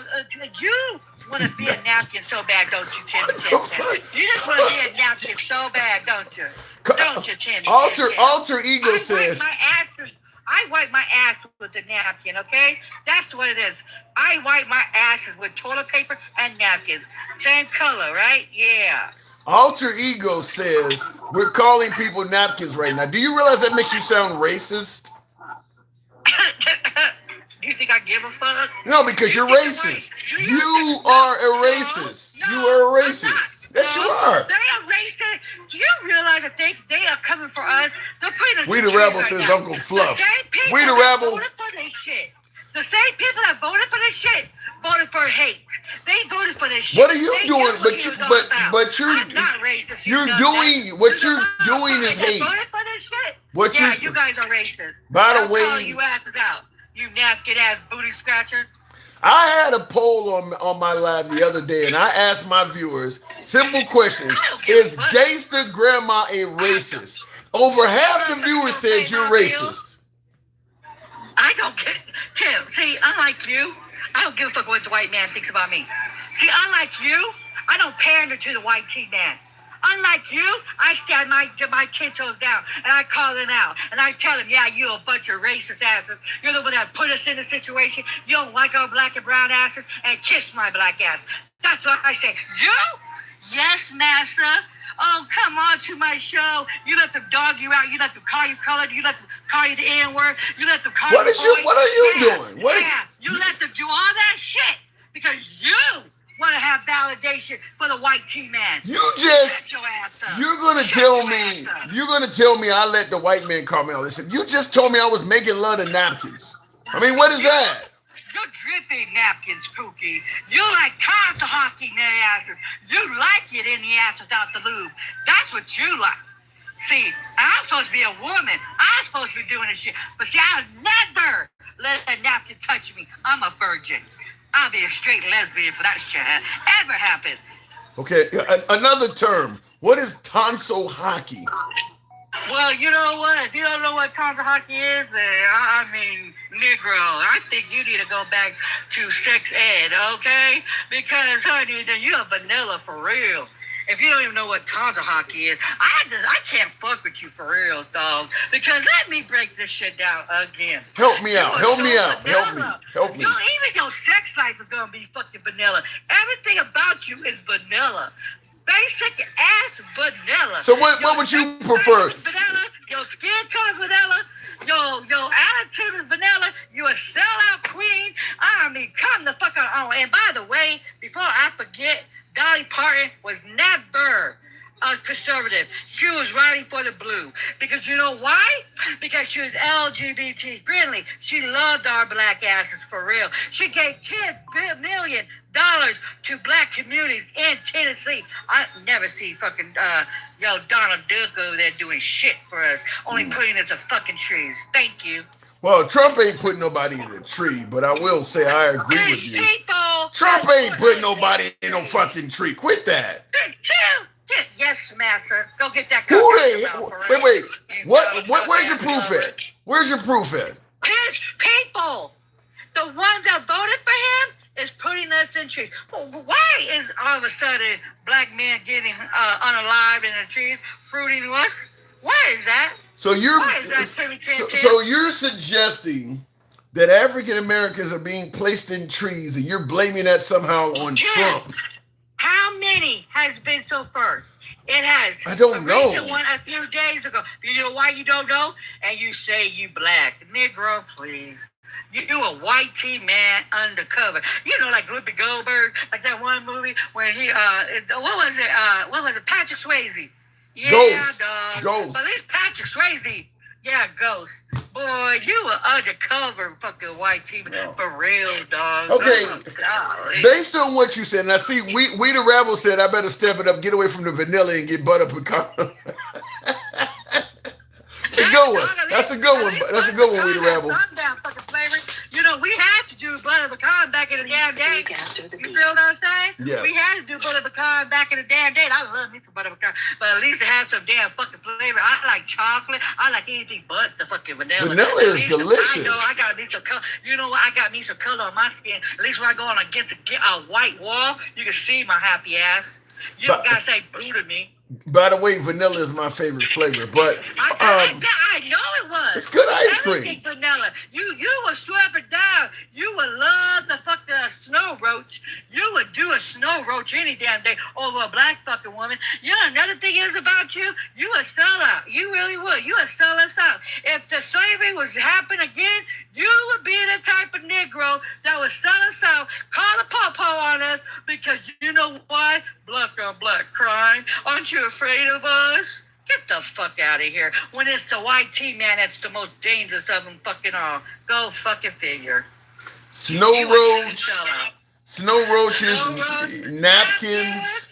You Buttermilk biscuits that spoil. Yes. Uncooked protein. Because I have no respect for maggots. Now, my allies I got respect for, not the maggots. I would throw them.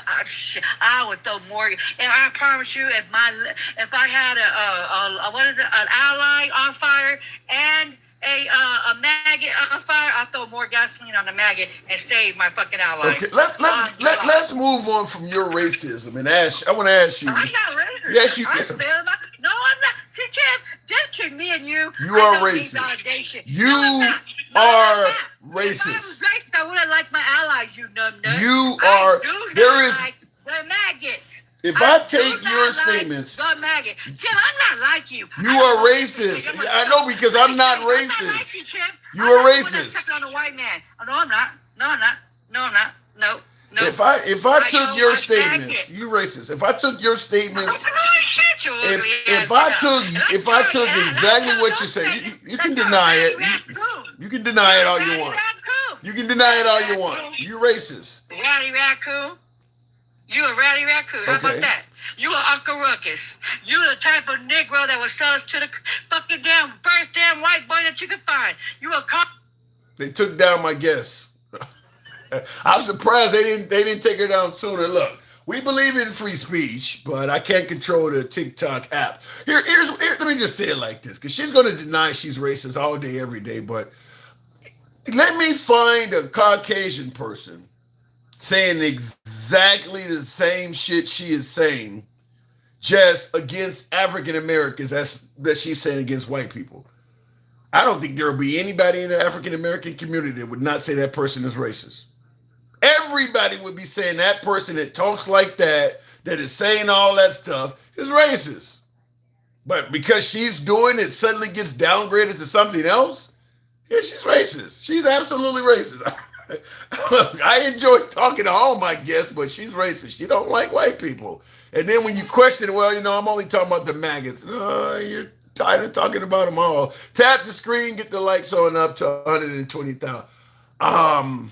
Like I said, if I get an African American on my screen, on my show, that is as openly critical of the other side as she is, and I know Magriax or Jeremy or particularly Gen X says some stuff, to me, what she says is stronger. She got nicknames and everything for them. I know my audience would go ape shit if I had a white person on here saying the same stuff she is saying against the African American community. Nobody would be saying that what she is saying is, what that person is saying is not racist. You favor gangster grandma. I get it. Before I go to the next caller, I'll just say this. I often ask, considering that I don't care if a veteran is 90 years old, if you fuck with Old Glory, the U.S. flag, I don't care if a veteran is 90 years old, he'll get off his ass and try to do something about it. He fought for that flag. He defended that flag. He doesn't tolerate people fucking with the flag. But when you go through southern areas preaching hate while waving the Confederate flag, the same people that say that's all about their pride and heritage, they do nothing.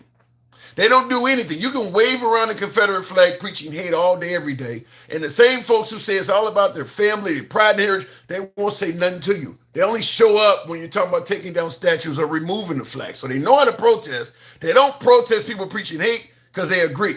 I'm tying this in against the grandma and how you folks saying she's not racist. Confederate flag supporters don't protest or speak out against people waving their flag, preaching hate, because they agree with it. It's that simple. They agree with what the people are saying. Same way most of my viewers that are African American do not think gangster grandma is racist. They agree with it. Very similar to the people waving the Confederate flag and the Confederate lovers saying nothing about it. I got a lot of African American. Well, no, she's not racist. Because you agree with what she's saying. You wouldn't agree with it if she was saying it about an African American or the black community, but you agree, just like the Confederates would not agree with what the hate folks are saying if they were saying it about the white community. They would suddenly not like it anymore. So I get pushback on this from all sides. And I understand I'm on an unpopular island with this, but I do have the ability to see racism from anywhere it comes from. I don't give certain groups a pass when they're being racist.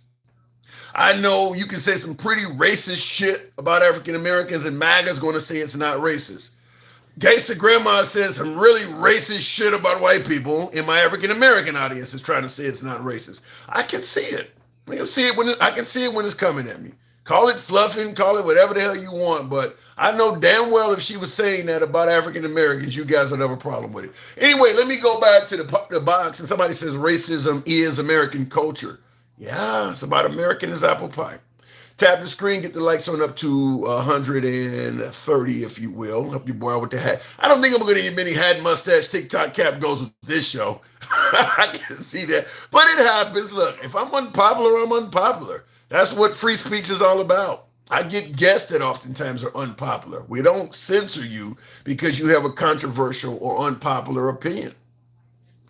Everything she was saying about me was not popular to me, but I do believe in letting her speak and anybody else. In the comments, what was that? Rogario? What was the name? I don't want to butcher your name there. Rogario 38. Thank you for the hat mustache. Thank you very much. Going to the comments real quick. Tim, a lot of stuff you say about black people sounds racist. But you were in the comments saying nothing she said was racist. You were one of the ones, Pobo, saying that she's not racist. I don't know, maybe your judgment meter is off. If you can see what I'm saying about African Americans and you believe that's racist, but you don't see any racism in what she's saying about white people, you need to recalibrate your racism meter. In the comments, I love the gangster. I love the grandma. Well, I love the gangster grandma. I love when she stand up to ignorant blizzard men like you. Damn, there's another one. Blizzard. It's a new term of the day. I love when she stands up to ignorant blizzard men like you and saying, I'm a MAGA man. Look at me rapping, grandma, you racist. No, she's not. You're ignorant man. Bobby, there's some grammatical issues with your writing, but I do appreciate the input. We don't agree. I think you're crazy, but you're always welcome to state your opinion. In the comments here, now they're illegal aliens foreign. I don't know what that says, but we'll continue on. You need to go search your comments because I've never said she wasn't racist.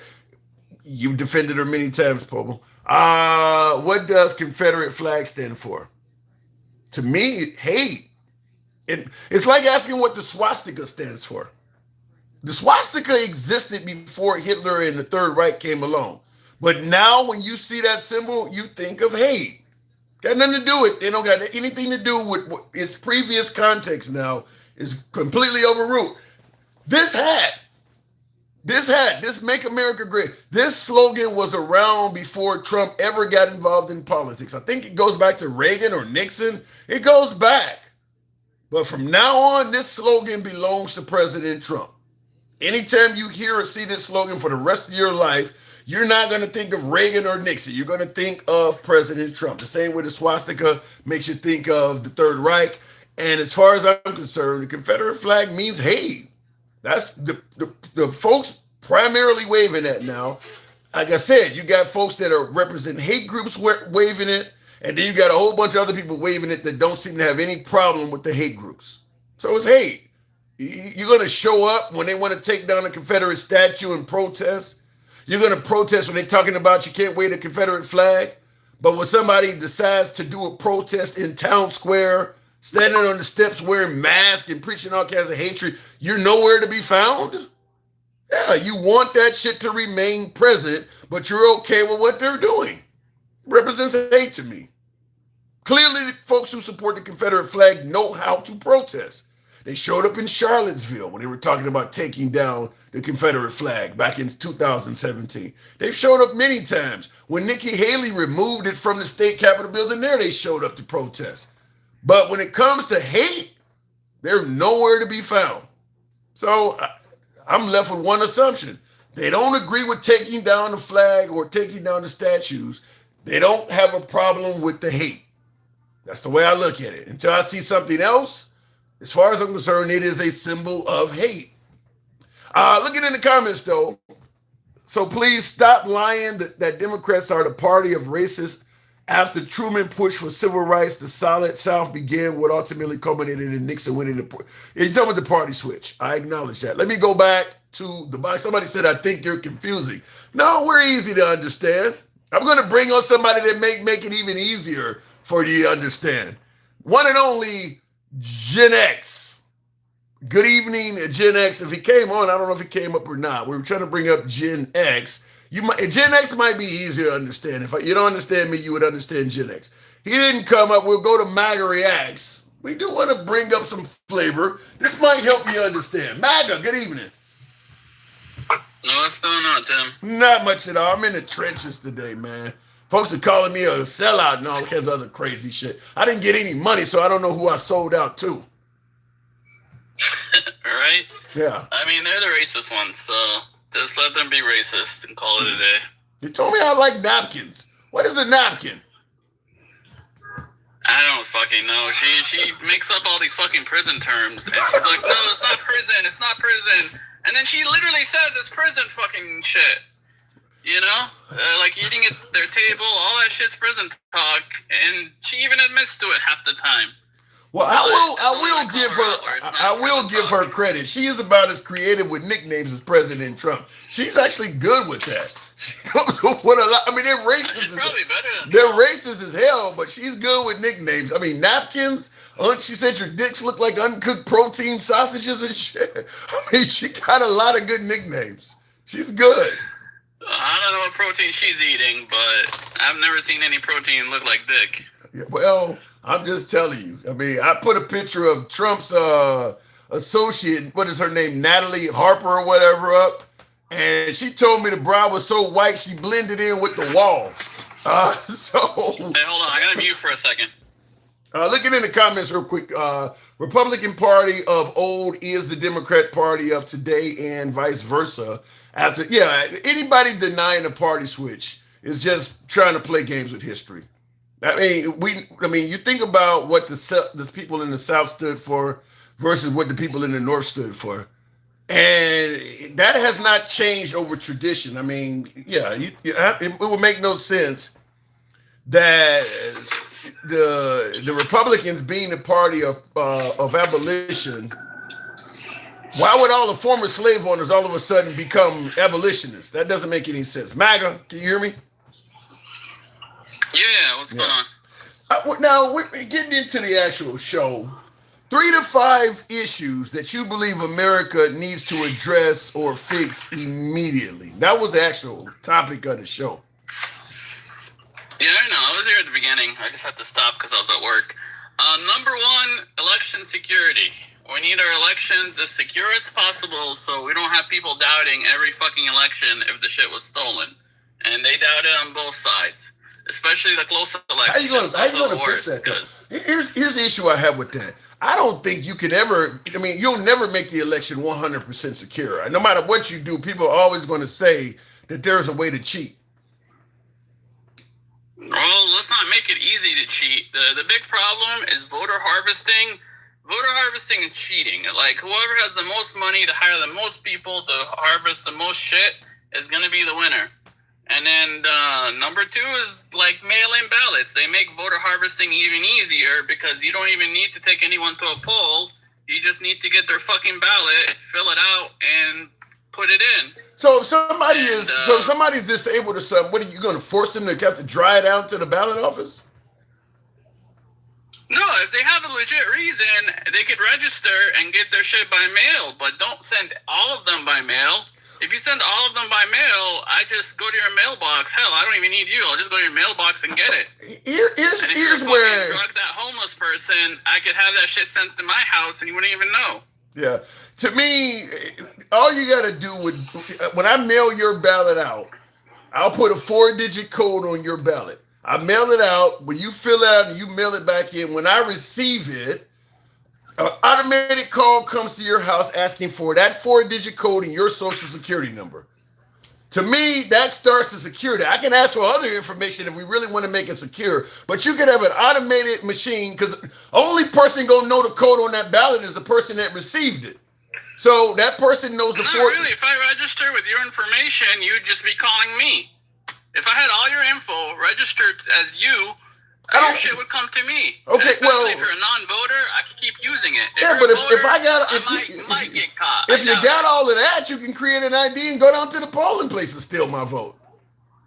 I mean, in this world, identity theft is like our biggest problem. Yeah, so but I don't see how you could say elections are secure with so much identity theft. Yeah, but the point I'm making is if you stole that much of my information, you can also create a fake ID and go down to the polling place and steal and do it too.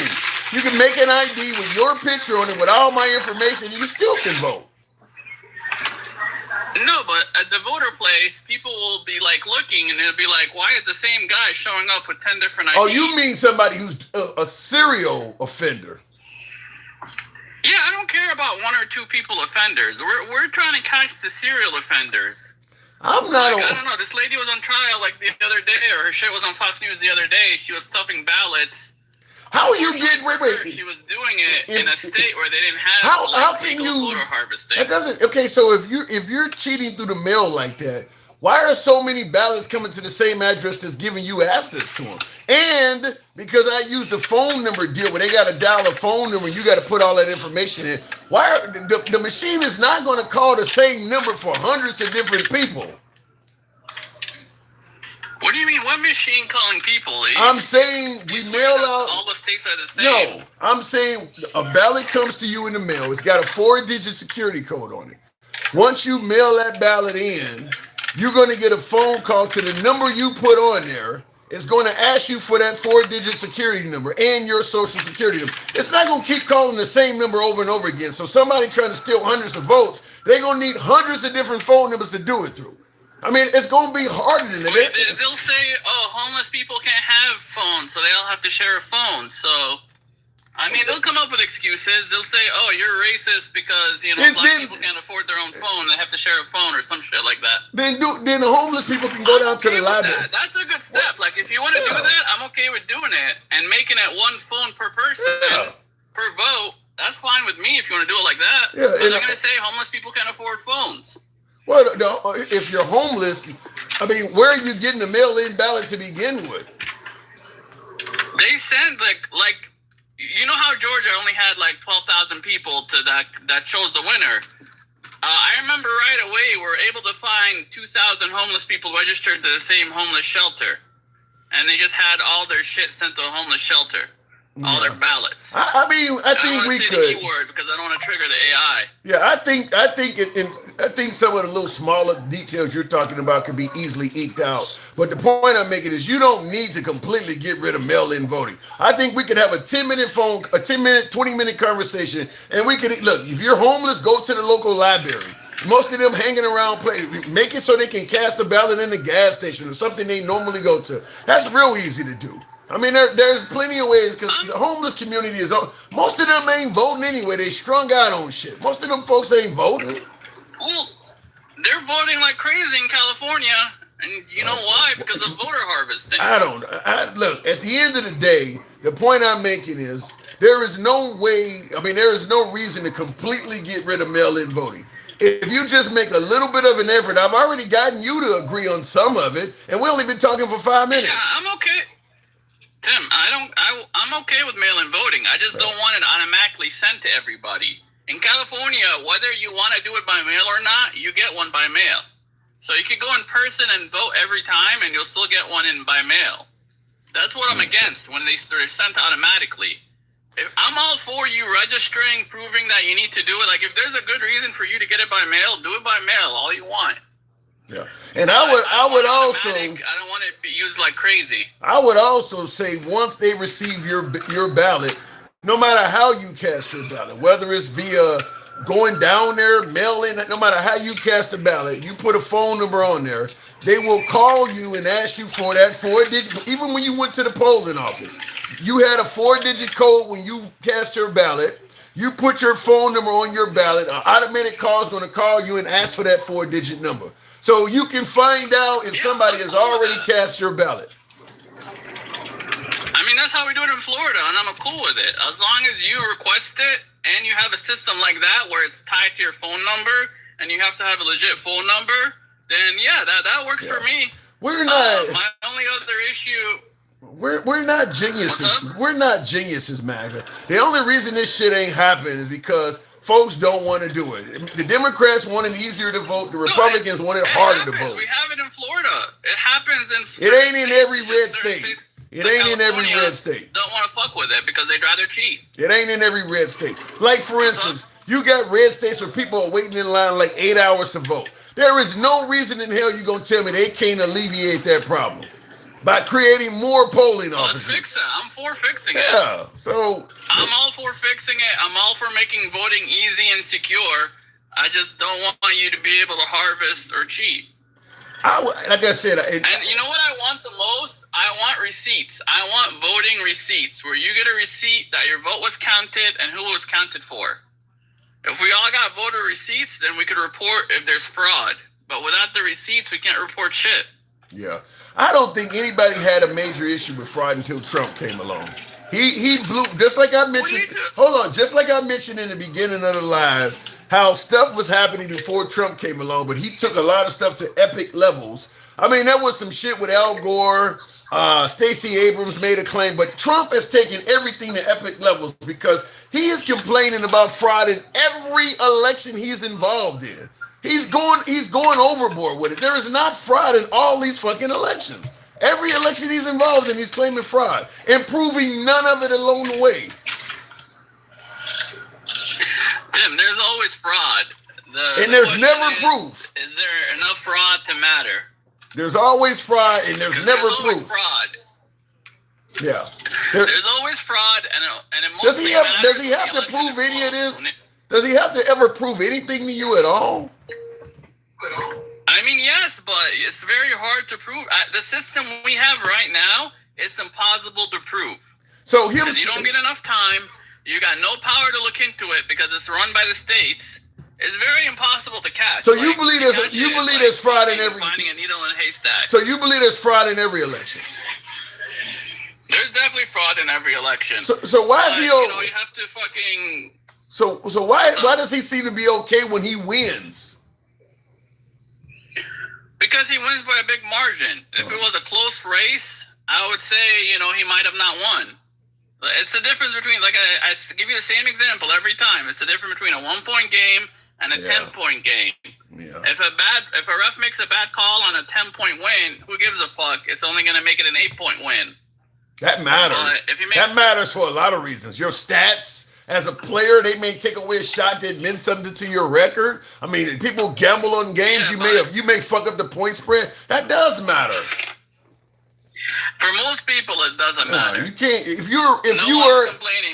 If your goal is to call things accurately, that's your job. It didn't matter. It was only 1 point. I let that. No, your goal is to call things accurately because we may have a game that really is on the line. If you're letting shit go, I don't want to take a risk of having you in there.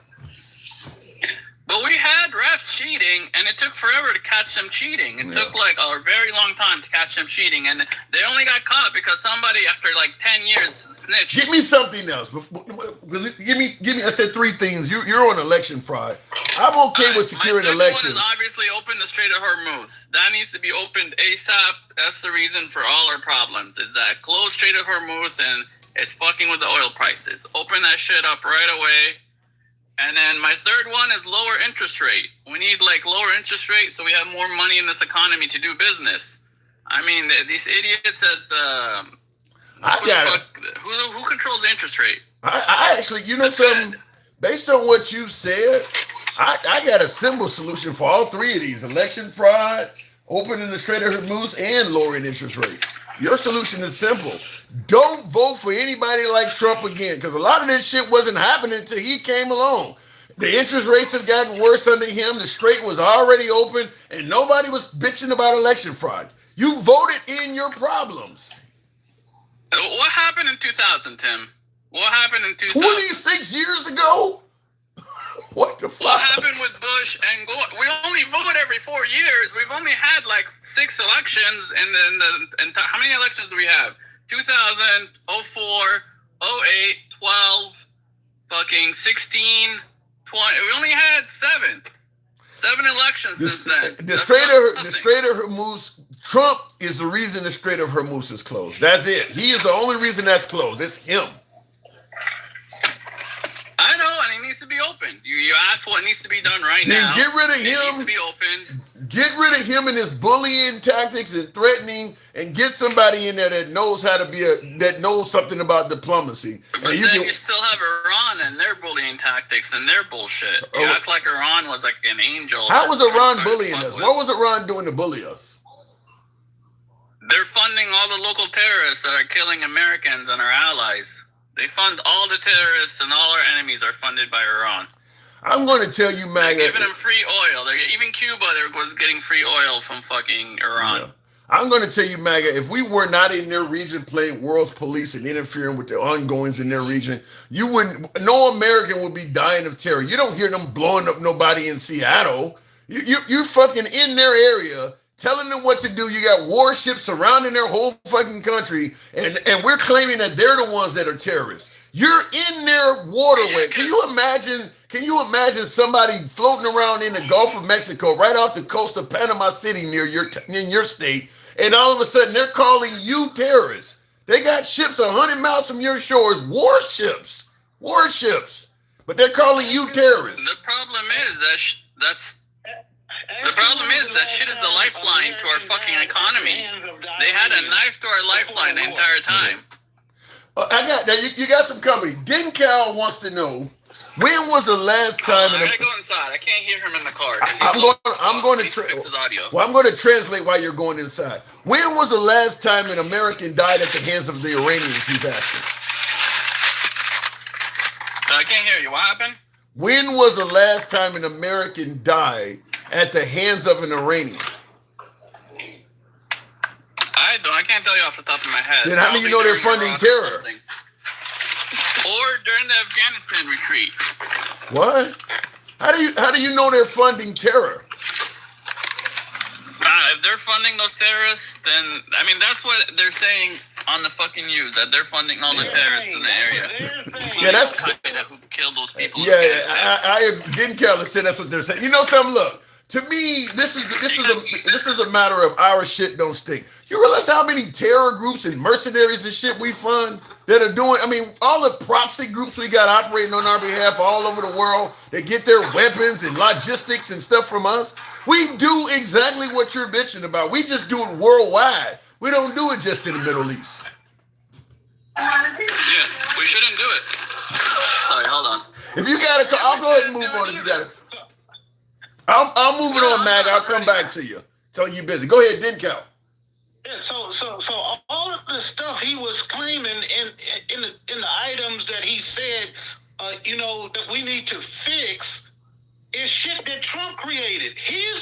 That's what I told him. Hormuz was open before he was in office. That's what I told him. I said, he said that's one of the main things we need to do is to fix some shit he broke. Yeah. Same thing with the election. He said the three things he gave was the election. He said the Strait of Hormuz, and he said interest rates. I'm like, then you need to start by getting rid of Trump. He's not good for any of that shit. We literally, before Trump came into office, we literally were on the road. We had lowered interest rates like 2 or 3 times in a row before Trump got into office and he started doing that tariff bullshit. So all of the shit he's saying we need to clean up is shit that Trump created. Yeah, you get no argument from me because that was the same thing I told him. It's weird, man. It's weird, man, having conversations with people who just actually think like that. He keeps talking about this harvesting shit. I don't even think he knows what harvesting is.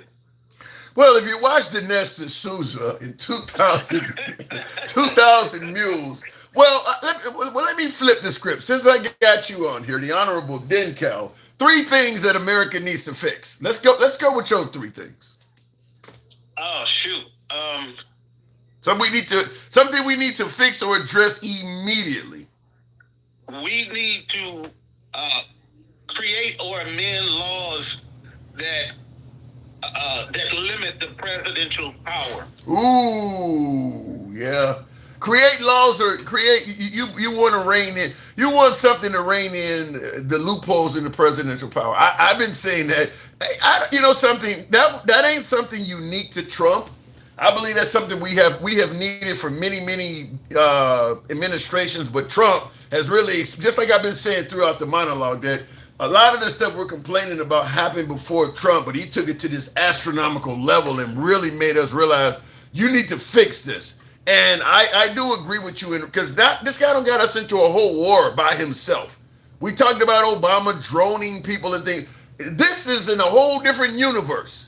Just like we talked about we complained about Trump's ballroom. Their counterpoint is, well, Obama built a basketball court. Like the ballroom is in a whole fucking new universe. And the same thing with politicians accepting gifts. I think they all have done. But Trump accepted a jet. He didn't even build a basketball court. It was a tennis court that he converted. Yeah. And that's the point I'm making, is that this stuff was happening before Trump, but he just took it to a whole new universe. Whether we're talking about accepting gifts, he accepted a fucking 747.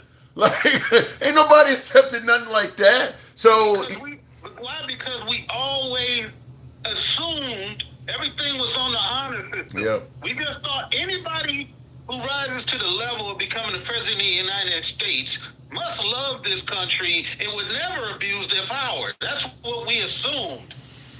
Now that we see somebody doing it, now we like, we got one side of the people saying he's doing too much, and we got one side of the people who believe they're benefiting saying, well, he can just do whatever. Yeah. Well, I guess I do get guests all the time, certainly in the comment section, that believe what Trump has done for America is so great that, okay, he made $2.2 billion. He kind of deserved it after all the stuff he's done for America. I do get people that say that. Yeah. He deserved our tax money along with cheating people out of their investments. That's what he's doing. He's cheating people. He's doing the bait and switch. He's doing pump and dumps. He's doing shit in the people. So do you believe that if the Democrats win in the midterms, I mean, just thinking about how divisive this would be, do you think they should go after him and his family and all them? Because I'm with you. I definitely believe everything they have done is not on the up and up, but it would divide the fuck out of the country. Do you believe they should go after him? Yeah, as bad as we've seen what happened the first time they tried to go after him, for stuff that we know he fucking did and we've seen proof of it, it just was never able to get to the courts and be presented. They have to. Like, they can't just let the shit continue going on. It's so much shit going on right now. If they just decide, well, we just gonna let all of that stuff go, like they did with at the end of the damn Civil War, when we just let all of the Confederates go, after we did with Nixon, after he just stepped down, all of the charges and all of the shit that we would have found out about what our government is doing, we didn't find out because everybody just said, well, he got pardoned and he quit, so let's move on. Like, no, you have to hold people accountable, or there's no incentive for the next person not to do it. Well, you could let Trump get away theoretically and just pass laws to make sure it can't happen again. We know he did this, or we know he did that, but as opposed to prosecuting it, we're just going to pass laws to prevent it. You could still address it. What about all his kids and friends and shit with all these contracts in the government and shit? How do we do that? Do we just cancel the contracts? Yeah. You can just cancel them. I mean, like in the comments, I got somebody right now. Ruben Rubino says, Tim, accepting gifts. What about Biden's son Hunter selling them paintings for way more than they're worth? Look, this is what I'm. Hang on, hold on a second. This is what I'm saying. I'm not denying that nepotism existed under Biden. I mean, or under other presidents. I mean, I'm sure that other people before Trump were using their father or their dad's a senator I'm sure people were doing it. I'm just simply saying Trump took this stuff to a whole new level. What Hunter Biden has made doesn't measure up to any of Trump's children. It doesn't measure up to what Melania made. All of them have made multiples of anything that Hunter Biden made. And I'm not saying that Hunter Biden didn't potentially do what you're suggesting. I'm just saying Trump has taken this stuff to astronomical levels where it's harder to turn a blind eye to it. That's all I'm saying. Go ahead, Dinko. And the problem with that rationale is that you're going to say, well, okay, what everybody is doing. The difference in what Trump is doing and what they're doing is we see quid pro quo. We see a direct connection between what they're doing and American policy. That's different than Biden's son saying, "Hey, I'm the president's son, so you buy this fucking thing." It would be different if he was selling that overpriced art. Then he was going. Then he was. I'm not going. Yeah, I'm not going with the art. I'm talking about Burisma. Like, if he's selling art for way more than it's worth, and people paying him, I mean, that's called capitalism. There's no direct connection between what he's doing in policy. That's where the problem comes in. Not that he's making money. People always make money off of their parents' name. That's not. But if your parents change policy because of what you're doing, that's different. When you're getting government, his son got the largest loan ever in the history of this country for a new company to provide drones in national defense contracts. And a company that they had just jumped on a month or two before that happened. That is a direct correlation with American national security policy and the president's children. That is totally different than him getting a job at Burisma because his dad worked there. Yeah, I don't look. I'm not going to disagree with any. I know at the end of the day, MAGA don't want to hear it. Like somebody in the comments, Billy Bly says Hunter Biden. Now this is what I call stretching and reaching. He says Hunter Biden is a deadbeat father, fathers a daughter, and he fights not to pay child support. What the fuck does that got to do with what we talking about? Trump cheated on every wife he had. I mean, what does that got to do with that? Okay, Hunter Biden was a fucking crack addict. He wasn't the best moral character. Trump was sober when he was doing all that. And right now he's still hiding a bunch of pedophiles on the Epstein stuff. That ain't what we're talking about, though. I mean, don't throw he's a deadbeat dad. I guess we'll throw that in there. That'll show him. You know what I'm saying? Got nothing to do with this. Yeah, they got nothing to do with this conversation. He's a deadbeat dad. I mean, you're just trying to find anything you can come up with. Because Hunter, I mean, if we're going to say that Hunter was a deadbeat dad, then Trump was a terrible husband. What's the big deal? It's still a terrible husband to this day. Yeah. His wife, getting his wife to do events with him is like pulling teeth. She's out there like miserable. To death do you part. You think Melania is going to be with him to the end? Oh yeah. I mean, she's locked in. She's locked in. I mean, it would be, that would be like a mobster's wife trying to leave after they know too much. Yeah. I was thinking the same thing. It wouldn't be safe for her to leave. If Trump gets on television and says this woman was a gold digger or she never loved me, she would be getting all kinds of death threats from MAGA. So yeah, she ain't got no choice. She got to stay. Trump could turn MAGA on Melania Trump like that. She already is a foreigner. Shit, all you gotta do is just play to her weak spots.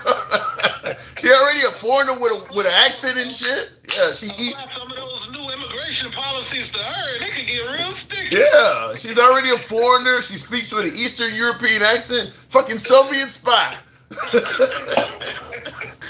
He could turn MAGA on Melania Trump in 2 hours. So yeah, Melania is locked in. She ain't going nowhere. So, yeah, she ain't going nowhere. So give me number 3. Okay, we said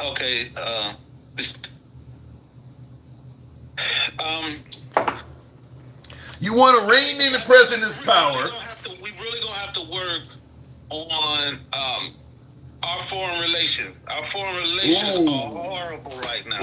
We really gonna have to have, and if it's a Democrat, they're gonna say, look, they're going on an apology tour.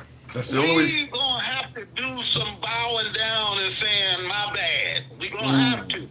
Ooh, yeah, the international relationship. I don't know if you were here earlier when I was talking about. I do believe a portion of this country, mainly on the right, has what I refer to as a superiority complex, where America is so superior in their eyes that we don't need anybody and everybody needs us. We can treat people like shit and they got to put up with it and they're going to come crawling back to us. You can tear up the whole world. They need us to trade with. I do believe the right side of the aisle, particularly MAGA, believes that America is so superior that no matter what we do, we don't need NATO. NATO needs us. We don't need Canada. Canada needs us. We don't need any of them. They need us, so we can do anything to them.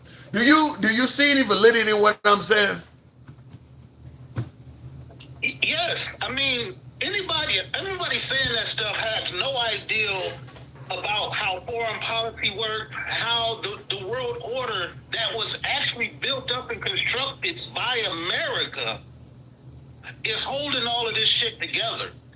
You can't just remove the key player from everything because we don't make and we don't have everything that we need, to progress. We dealing with China right now. We don't have the rare earth materials we need to do all of this stuff we're doing with AI. They are the sole source of a lot of those minerals. That's why all of this economic D-Day bullshit, but when they ask them, well, what about China? Well, we're not going to say any name because you better not say China's name. Well, but keep in mind, now that Trump is using D-Day like economic sanctions on Iran. He just said that any country that offers Iran a lifeline, we're going to basically view them as enemies too. And China buys 80% of Iranian oil. So China's definitely giving Iran a lifeline. I believe Russia is too. So even though he may have not said China by name, I mean that's he had to be including them, right? That was the first like 2 or 3 questions they asked Scott Bessent. He would not say that they were going to apply these terms to China. China came out the very same day or the next day and said, we don't give a shit about what America talking about. We don't. That's our sovereignty. This is part of our deal. Russia's not going to stop. North Korea then said they're not even talking to America no more because they're sending weapons and shit to Russia. I thought Trump just said he had a good relationship with North Korea last week when he didn't help out the South Koreans in the war games. And the very next day, Lil Kim, I call him Lil Kim. I don't call him Kim Jong. Rocket Man. Trump calls him Rocket Man. Right. Lil Kim told him, go jump in the fucking lake. Like, I don't even acknowledge the shit that Trump said. So what are we doing? So before I'm moving on from you, what are we doing? Strengthening our enemies and weakening our allies? I mean, we're weakening our relationship with our allies and strengthening the relationship between our adversaries. Well, I mean, technically, we're going to be strengthening our allies because now they're able to move on. They're able to make deals with China. They're able to make deals with India and the rest of the world where they normally would not have been able to, because if America don't fuck with you, then you can't fuck with them either. So we going ass backwards right now. Look, I know I've said it a million times before, and people were talking about the economy and how it's going. Look, capitalism has a funny way of maintaining itself. So although we have done a whole bunch of shit that should have destroyed our economy under Trump, hey, these capitalists still chugging the fucking along. The people is barely making it, but the capitalists, they making money hand over fist. Yeah, the straits is open. The straits is open. Yeah, the wealth divide, I'm sure, has grown significantly under Trump. Cal, as always, pleasure. Hey, last quick thing though. Hey man, I did just to give a little big ups to Gangsta Grandma. I don't know if you heard, but old Scaramucci called Trump an open can of spam. Ooh. He said with Trump, because he seen Trump without his makeup. Oh no. He looked like an open can of spam. Oh my God. That's a hell of a fine quote. Yeah, that's a hell of a fine quote. And they've hung around each other enough so he would know. All right, Cal. Yeah. Thank you. Tap the screen, get the lights on up, help your boy out with the hat, mustache, TikTok, cap, goes. Haven't solicited that in a while, and I can tell. Show the program some love in the comments. I did want to address a comment that came in earlier. Billy Bly says, Tim, you think I'm criticizing Hunter Biden? Yes, I am. Again, both political parties are equally and totally corrupt. I got 2 problems with that. First of all, I don't believe they're equally corrupt.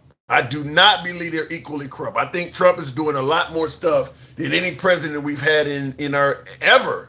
I mean, he's tearing down parts of the White House without any permission, putting his name all over DC. Ain't nobody done no shit like that. That's him. He's taking it to a whole new level. He's doing things that are in areas and avenues that nobody's been in the White House and was actively running so many corporations at the same time. He's done more stuff than so I believe that there's some corruptness in all administrations, but Trump is significantly further along. So I don't agree with you trying to make it sound like everybody's doing it. And here's the second issue I have with this. He's not a typical politician. He's going to drain the swamp. He's going to expose the deep state. We don't went from all of that shit to, well, they all do it. Hunter Biden did the same thing. This is a big fucking disappointment. Should be for you. If you voted for Trump, thinking he was going to be above the fray and better than what all of Washington and government has been doing us and ripping off the people, and now you're forced to say, well, he ain't ripping us off no more than everybody else has. He should be a big fucking disappointment to you. He was supposed to drain the swamp. Now, well, you know, the other guys are swamp creatures too. He should be a big fucking disappointment to you for that. Every time you got to say, well, other politicians did the same thing, he was not a typical politician. He was supposed to be better. Now all you're doing is comparing them to all the folks that you formerly viewed as swamp creatures. And you're not disappointed by that at all, huh? This is where the folks start talking about cult-like behavior. Because you either voted for Trump based on the policies and principles, or you voted for Trump just because you like Trump. Once he started deviating from his campaign promises and principles, that's where you're supposed to. If you voted based on principle, you're supposed to be deviating from him as well. If you're still following him when he's not doing most of the stuff he promised, then you just voted for him. That means it don't matter what he do. I'm gonna ride with him no matter what. Doesn't matter what he does. Because you're comparing him now to swamp creatures and shit. Go figure. Anyway, in the comments, Hans Conservative says this is where we disagree. If you can't see that both parties are corrupt, then you have an issue. No, we don't disagree with that. We disagree with the equally part. That's where we disagree. I don't think Obama converting a tennis court to a basketball court is the same as him tearing down part of the White House and building a ballroom. No, that ain't equal to me. The same, I don't see what Hunter Biden did with Burisma equal to what Trump's children are doing. That ain't equal to me. You can say both of them are corrupt. I'm with you there. We could talk about Obama droning Americans and how that there could be some legalities to that. But I don't put that in the same category as starting a whole fucking war. That ain't equal to me. When we bring up things that Trump is doing that appears corrupt, I listen to what you guys counter with. None of it is equal. It might be in the same category, but it ain't equal. It's like me going and fucking stealing a radio out of Radio Shack or Best Buy or something, and you going and stealing a car. Well, you stole something too. That ain't equal. So that's where the difference is you guys are trying to stretch what the Democrats did to reach up to Trump's level. It ain't, I'm assuming Biden or Obama or one of them ran a few businesses and made a little money when they were in the White House, but crypto, books and Bibles and shoes and watches and shit, it ain't equal. And there's no way to make it equal. Trump has done it, everything we would bring up, Trump has done it probably 10 to 100 times greater than anybody you would counter it with. That's the point I'm making. Dencal the Turncoat, January 20, what does it say? Draco says he's calling Dencal the Turncoat. January 2024. Okay, you're giving me the Iranians you're giving me people that Iran has been responsible for killing. So January 2024, 3 Americans killed and 40 injured by Iran drone attack on Tower 22 in Jordan. And the Iranians did that, or was it a proxy group? Alexa, were 3 Americans killed by the Iranians in a drone attack in January 2024, Tower 22 in Jordan? Yes, 3 U.S. soldiers were killed in the January 28, 2024 drone strike on Tower 22 in Jordan by the Islamic Resistance in Iraq. Okay, you said Iran, Islamic Resistance. Is that Iranians? The Islamic Resistance in Iraq isn't an Arab nationalist group. It's an informal network of Iranian-backed Shia militias operating in Iraq. Okay, why did they do that? I'm curious. They said the strike was retaliation for U.S. backing Israel in the Gaza war, aiming to push U.S. forces out of Iraq and Syria. And Alexa, stop.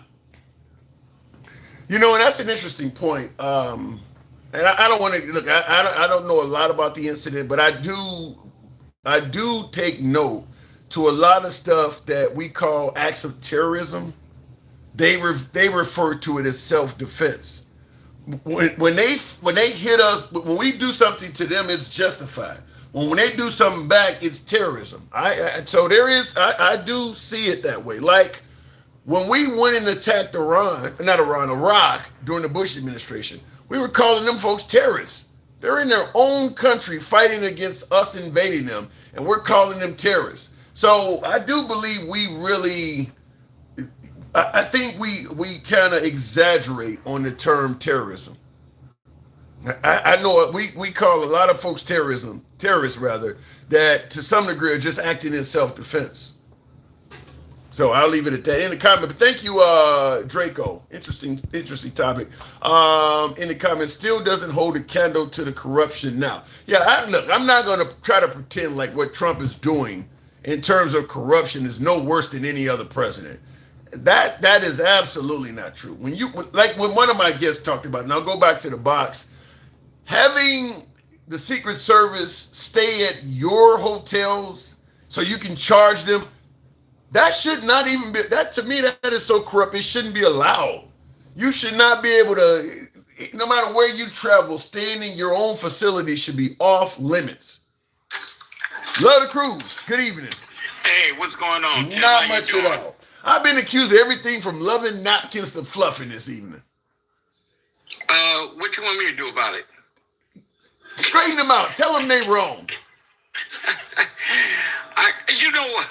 I can't, man. Oh, come on. What did I say? What did I do? Hey, you know what? I understand your position. Thank You're just trying to give the opposite side, play the fence, you know. But damn, Tim, you don't have to do it so good. Travelman, thank you for the head mustache TikTok cap. Appreciate it. Thank you for the love. Now listen, I don't think it's fluffing to say that you can be racist on both sides. I don't think that's fluffing. No, I believe that too. And sometimes we do have to check ourselves, you know, because we can have a little MAGA in us on the left side, you know. I mean, what Gangsta grandma, the stuff she be saying is so fucking racist. Now, I got my African-American side of y'all saying that you can't be racist if you're black. It ain't nothing she said racist. To me, that is crazy. If anybody white said half of the shit she was saying, they would be saying that person is a stark racist. I'm an old school. I don't understand this. You can't say blacks no more. You can't, you know, the other people where we can't be racist. I don't understand all that myself. Yeah. I think it's a pity party sometimes that we're having because we can be racist. I don't understand why we can't say blacks or black or anything like that. You know, I mean, we're going to the extreme here. Yeah. You know, where that means that other people just can't say shit to us. And that's why a lot of the white community is using that as an out, is because you're getting to the point. There is real racism in America. They're claiming that people are being found in trees and shit. There is genuine racism. Why the hell are we getting pissed off because somebody said the word blacks? Like you said, old school guys, we said that as kids. I never saw that as a racist term. Yeah, you know, I mean, James Brown said, "I'm black and I'm proud." You know, I mean, I don't get it. This is a new way of thinking, and I'm not going to knock them, but I'm not going to agree to it either. To me, when you go too far, you start losing people who might be sympathetic to the cause. I mean, you start attacking people for little lame shit. And like I said, there's no way if you want Caucasian folks to sympathize with the fight for civil rights and the correct stuff, there's no way you need to be defending what Gangsta Grandma is saying. You can't defend that. Gangsta Grandma is just, does she have valid points? Yes, she does. Delivery. Her delivery is fucked up. You know? I mean, sometimes her delivery is equivalent to a DoorDash driver walking on crutches. Like, that shit gonna be cold and spoiled by the time you get it. I mean, damn, get some kind of filters on something. Damn. You know? Hey, I was on here because your boy James Harper, I had my 3 on here that I was thinking about. Oh, let's go with him. And by the way, We the Rebel says, amen, my fellow American. You got a fan. Give me your 3 there, Travelman. Let's start. Number 1. Let's go with 1. I'm Love the Cruise, not Travelman. I mean, Love the Cruise. My fault. My fault. I got Travelman on the mind. Love the Cruise. Go ahead. first thing I have is the economy. I'm surprised you're the first person to not only to make it first, you're the first person to even mention it. I think Denkel, he talked about lowering rates. I forgot what he said, but you're the first person to. Because they normally say it's the economy, stupid. You're the first person to bring the economy up. Oh yeah, well, That's crazy. The economy's fucked up. Yeah. So that's my first thing. The second thing would be foreign affairs. He brought that up. Denkel brought that up. Yeah, that's we just got to regain confidence. I mean, right now, when have we ever known two leaders of countries to be calling each other names? If that isn't the most ridiculous thing, and I understand their point of view, because we're dude in the White House there, he's the one initiating all this. Yeah, I think there's a lot of Americans, and I would even say, I would even include Iran in what I'm about to say. But in regards to the Trump being adversaries to all these countries, I think there's a lot of Americans that are rooting for these other countries. Whether we're talking Iran, certainly Canada, there's a ton of Americans that believe what we're doing in Canada is wrong. But I think even Iran, there's a lot of Americans rooting for these other countries, not even their own nation. Well, yeah, just like you said with Gangster Grandma, you don't want to eliminate your people that are on your side, and that's what Trump is doing. Yeah. You know, as Americans, we have to go with America first. That's what's supposed to be what happened. But as you see how he's doing these countries, you kind of like, man, he puts us in a bind. Do we have misplaced our opinion of things? You know, do we keep on back in America seeing how wrong we are? Or do we go ahead and ride with him because he's the president of the United States? I've kind of made my decision, fuck him, you know? But how do you respond to some of my beloved MAGA that might suggest a true patriot is going to stand by his country no matter what? Yeah, he's not perfect. No president is perfect. But he is the commander-in-chief of the nation you reside in. Or you may get the typical, if you don't like what's going on, get the fuck out. You know, the MAGA says that very often. How do you respond to that? A true patriot doesn't put his country in jeopardy in the first place. What if it's for a good cause? What if you got, going to war, for instance? What is a good cause? Preventing Iran from getting a nuclear bomb. Oh, come on. They didn't have one. And how many, they could say all this, all they want. I never woke up one morning in my entire life worried about Iran throwing a nuclear bomb at me. Well, it probably wouldn't be effective if they just threw it at you. But I know what you're talking about. I'm just joking. Yeah, you're right. I'm the same way. I didn't feel any fear. I mean, back during the Soviet Union, you're hiding under desks and stuff. No, but I don't think most people in this country felt like Iran was at the cusp of using a, intercontinental nuclear weapon on us. It's nothing. That's not a worry. Come on, that's just an excuse for him to just try to dominate another country. He hasn't attacked one country that has a nuclear bomb yet. Nope. That's why I make that argument that it's almost like the armed society is a polite society that the 2A people say. Once these countries get their hands on nuclear bombs, people will back off. I mean, because that's what mainly what it is globally is you got a whole bunch of superpowers and nuclear armed countries fucking with people that don't have nuclear. Russia's fucking with the Ukraine. Everybody says if the Ukraine still kept their nukes, Russia wouldn't be fucking with them. You got North Korea just doing whatever the hell they want. You got China threatening Taiwan. Taiwan doesn't have the nukes. I mean, once you get your hands on a nuke, people leave you alone. Leave you alone, exactly. So it's like if you got a pistol, you don't mess with nobody else that has one. You go rob somebody who doesn't. Yeah, an armed planet is a polite planet. I do tend to believe that if everybody had atomic weapons, I think it would be less conflict on Earth. I don't think most world leaders are suicidal and are going to do that knowing that they're going to get a bunch of nukes rained on their country. I think most of the folks would back off. Exactly. So, and my third one is, James Harper brought this up. I had immigration, so I'm going to change it to education. Explain. If right now we're probably the dumbest motherfuckers there is. We need education. We need education so we can keep up with the rest of the world. We need education so we can fix things here in our country. And we need education so that this voting for dumb motherfuckers like Donald Trump won't happen again. Oh my God. Well, you know the crazy thing is as opposed to becoming more educated, they're telling you to start taking up trades, like become a welder, become a carpenter. They're not talking about the high-tech stuff anymore. No, yeah, you know, your boy Trump was the one that said he wants dumb motherfuckers anyway. He did say, I love the poorly educated. So Yeah. well, that's So we need to get ourselves educated. If nothing else, technology is taking over. So how would you implement that? Are you saying maybe free college? Like, how would you get people more educated? I think it first has to start with a sound foundation, which means elementary school. You know, K through 6. Start with them first.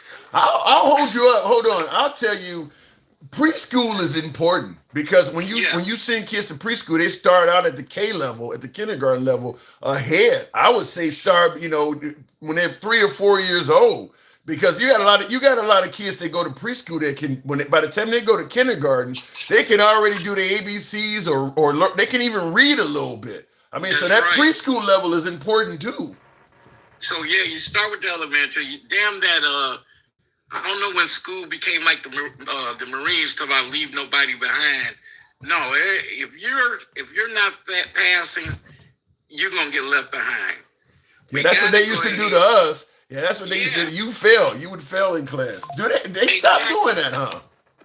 Yeah, no, they with Marines, nobody should be left behind. So yeah, you gotta start with education. Give these kids a good foundation first, and then work your way up to junior high and high school. You can't start at high school and work your way down. It doesn't make sense. Change all the teaching. Take some money from somewhere and put it more into education. Here's the problem now. This is where some of my folks in the past, and Felix, appreciate the hat and mustache. So does all my friends there. Thank you. This is where some folks are bringing up racism and things like that, is that a lot of folks do not want their tax dollars going to educate everybody. That's why they would rather give it to private schools, because it only educates people like them. I mean, because I'm hearing, and I don't know if this is true or not, but I've heard rumors that a lot of social programs used to be available until civil rights laws made them available to everybody. And then suddenly people didn't want them available to everybody anymore. Well, I don't know about these dumb motherfuckers that, I don't want my dollar to go to a black student. I don't know all about that. Sounds crazy to me. I can imagine it. I know right now with the anger towards the Muslim community, I can see it. I mean, because there's a lot. I mean, look, people are fearful. Sharia law is about to take over. Like, what the fuck? So I can certainly see how it could happen with the Muslim community, where people would not want their tax dollars going to help any Muslim. I mean, you got people saying Ilhan Omar should be deported. And that's stupidity. That comes back to education. Yeah. I mean, it's ridiculous how many adults say dumb shit out there. And believe it, you got MAGA reacts. If he ain't the dumbest motherfucker in Florida, he's listening. Don't say his name too many times. He comes up. But go ahead. Man, fuck him. He's a stupid racist ass motherfucker himself too. All right, keep going. You laughed, Tim. You know it. But I'm saying, education is the foundation for everything. You can talk to people, educate them. They have a different ideal on things, and if they don't have it, at least they're open and can open to other ideals. But you got to get everybody educated, and it starts with the kids, because the kids are our future. Yeah. So, I don't know. James Harper mentioned that. I'm like, man, I didn't even think about that. But that's right up there. Kind of like that's the Whitney Houston song. I believe the children are our future. Yeah, I definitely agree. To me, I would put healthcare in there as well. You want a successful country. You want a educated and healthy population. Those are two. To me, those two things are very important. I mean, because health causes us a lot of problems too. So you certainly want an educated population, but you want folks healthy as well. You're right. But in turn, if the education is good and we're raising up kids to get good jobs and this and that, that's going to lead to a better medical.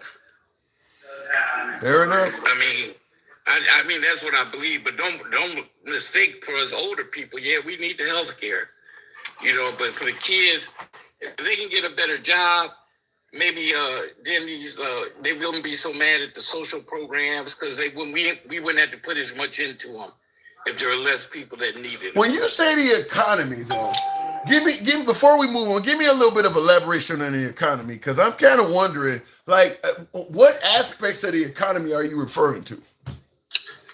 Well, it's a domino effect right now because with the tariffs made everything higher. Okay. So we need to get rid of the tariffs, which will help the economy. Ooh. I'm not saying get rid of them total. I'm saying put them back to where they were. Something because like what I think was Dencal or one of my other viewers brought up, we don't hurt so many relationships. I don't know if you can immediately put things back to where they were because some folks have taken evasive action already. I mean, okay, well, if you're going to charge me this much with tariffs, then I'm going to go do business with these people. And they don't enter long-term contracts. I don't think you can undo all of it. Well, let me tell you, this is where I kind of disagree. I think we can undo it, but I don't know if they would trust us because of our record, okay? Yeah. But money rules over everything. Yeah, but if you've entered it, well, you can't just. Okay, look, if America started saying they're going to impose a huge tariff on beef or soybean or something, and China stepped in and offered you the same deal for slightly less, and they said we'll give you the deal and we'll charge you a little bit less than what you used to pay the Yankees, but we need a 15, 20-year commitment. If you sign on a dotted line, there is no way out of that, even if you get a friendly administration in the United States. You can tell the United States to the next president. Look, I understand what Trump did was a one-off, and we accept your apology. But unfortunately, we cannot bring back business in that sector. We've already made a long-term contract with some other country. Well, that's true, and we got the first step is to give it an effort. Okay, China isn't going to have everybody. First thing we got to do is just give it an effort and let everybody see where we're at. Because right now, man, our name is mud. Nobody trusts us. And, and like you say, people think that United States is the do-all, be-all. We need people too. Yep. Tell you what, we need people too. You messing with Canada, the simplest thing, Canada brings lumber. Energy. Canada bring a lot of shit. A lot of states are getting their energy from them. Yeah. So we need the lumber, just the lumber alone, and until we go ahead and we have to get these countries back, like you say, they're signing leases with other countries, but I think if we show the ones that haven't signed or aren't obligated, they would start dealing with us. I'm not saying it's going to be easy. No, because you got to keep in mind that if somebody fucked America over, Trump wouldn't just accept an apology and start doing business with them again. So understand, you may have Trump may have pissed off Trump-like leaders elsewhere. Some of them may hold grudges just like he do. I mean, he wouldn't accept it if some country treated us like shit. You're wrong. You're wrong there, Tim. You don't think nobody hold grudges either? Only him? I think he's the worst leader in the world. Damn. Worst leader in the world. Damn. In the world, Tim, in the world. I don't know about that. Damn. He's the worst leader in the world. And think about it, once we get him out of the United States, and he ain't the worst leader in the world. Come on now. I don't agree with that at all. He ain't the worst leader in the world. Okay, Tim, give me three that are worse. Kim Jong-un, Vladimir Putin. Hold it. Okay, Vladimir. What has he done to Russia equal to destroying America the way Trump has? They are literally running out of men, Lutta Cruz, because of that useless war. They are running out of fucking men. People are getting slaughtered, like dying by the. I think they've had millions of people die. If we put troops on the ground, guess what's going to happen to us? But we're not there yet. They're there already. Once we do, guess what? Me and you going to have to pick of the litter. I'm listening to you, but I'm not. Trump is not the worst leader on the planet. There are plenty. I'll tell you this: if you go to the continent of Africa, the Congo and Rwanda, I'm sure there's some really, really bad guys. I'm not defending Trump, but I'm not going to put him at the bottom of the pile like that. Leader. This is what I'm saying. I'm not talking about his. I am talking about his actions. His actions have took the United States, the greatest country God has ever known. People, there are leaders, Lutta Cruz, there are leaders that would come to your house and my house right now and take our heads off for this conversation about Trump because they don't let their people even talk about their leaders. We're just lucky to have a constitution to say he doesn't. ICE is damn nearly doing it. He ain't the worst leader on the planet. You really believe that? You think he's the worst leader on earth?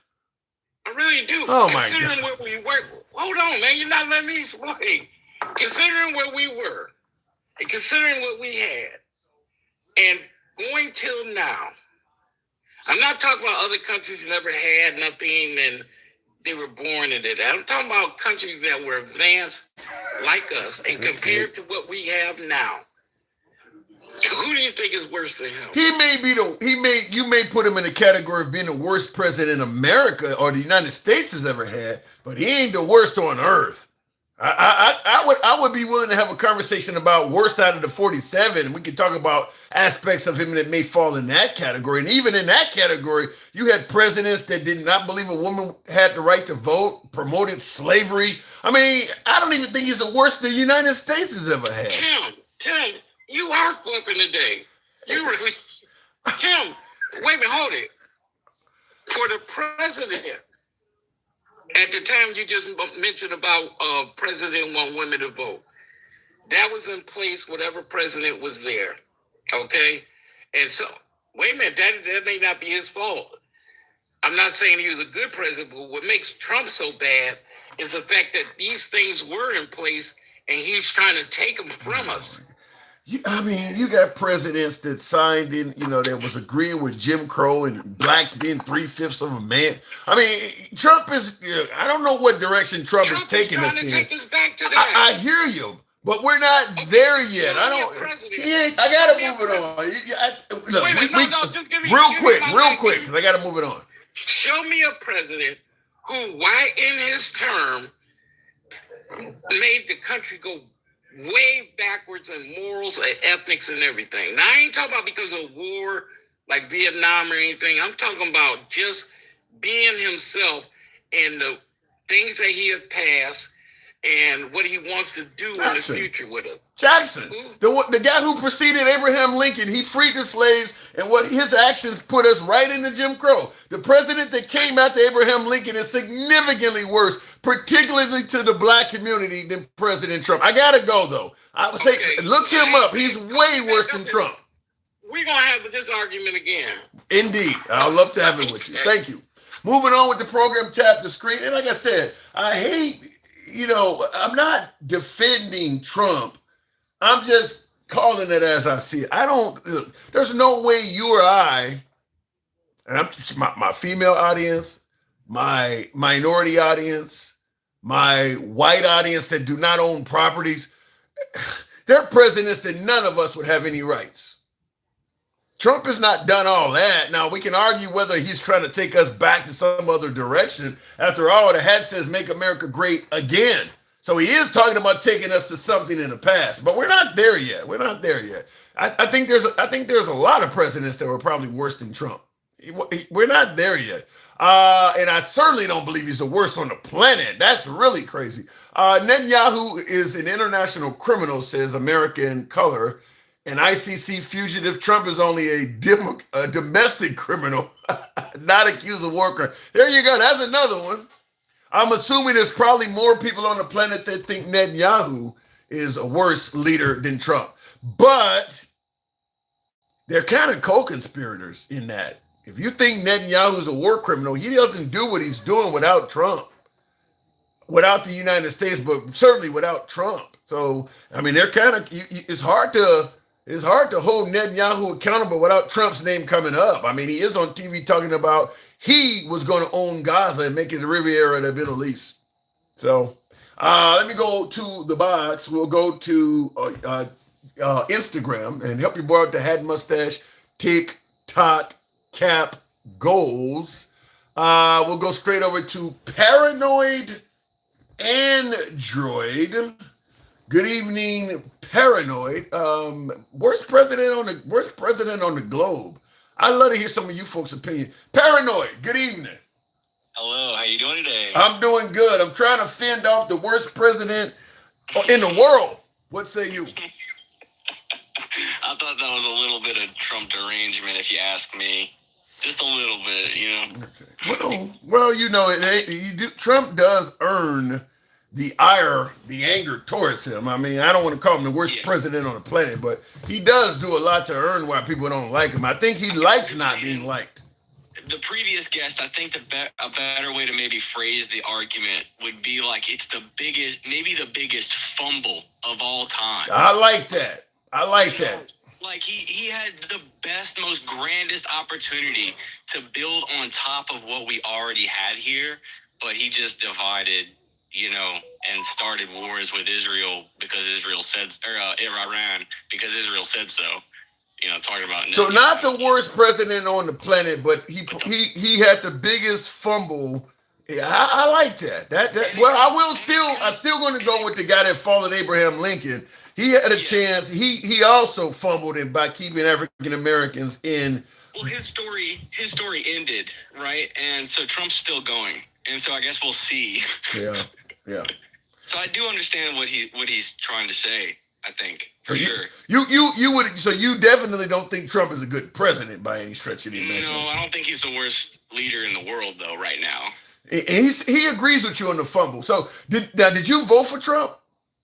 Oh, you know, yes, I did. I gotta get that for the audience at home. Now you voted for Trump, and you sound like you're not a happy camper. Well, yeah, because you know, like I said before, there was honestly really when the ICE stuff started being handled horribly, things were happening, events were happening, and he wasn't really doing anything about it. That was like, you know, I guess a huge turn. What do you mean when you say wait? What do you mean? You say the ICE stuff is handled horribly. Most of the MAGA I get on here, they love what ICE is doing. What do you mean by ICE is handling things horribly? I'm not MAGA, you know that. Yeah, Trump. But most Trump supporters like what ICE is doing. They're more pissed off with maybe the economy or the Epstein files or the war. I don't hear a lot of Trump supporters that are pissed off with ICE. That's what I was really gonna say is was the biggest eye opener for me was the 180 on the Epstein files. I mean, he said it was a joke and it was a hoax and just to move on. And people that were still worried about it were just, you know, freaking out over nothing. And it's like, okay, well, what do you say about the victims and the survivors that are going and, you know, testifying about their abuse and, you know, how they were trafficked and forced to have babies, like all this horrendous stuff. What do you say to them? Yes, yeah, you know? I heard that. I think DenCal was the first to tell me that they were actually using those girls to breed. I knew there was, you know, underage intimacy, but I didn't know they were deliberately impregnating them and shit. Sir, they were cannibalizing them. What do you mean, eating them? Yes, sir. Look up Epstein files, cream cheese. Has anybody heard that? Oh yeah. I'm asking the viewers that are hang on. I'm asking the viewers that are listening. Has anybody heard that there was cannibalization with these files going on? I didn't hear that part. Yeah, they saying Jesus. Unfortunate.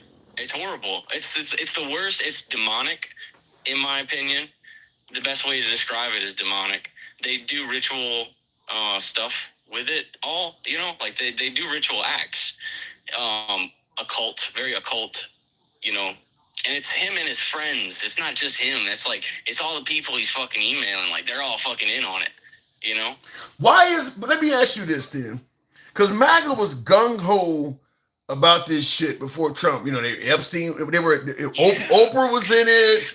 Hillary Clinton was in it. Will Smith and Tom. Why did they get silent once Trump got in there and said, we don't need to release this? How was he able to squash them on something that was like one of the biggest scandals that MAGA was concerned with? Once Trump got elected, he silenced them on that.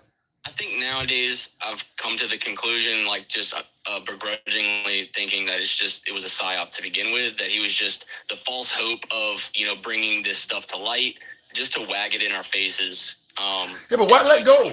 But why did they let go? I mean, MAGA... Well, because they won. What do you mean? They let go because they won.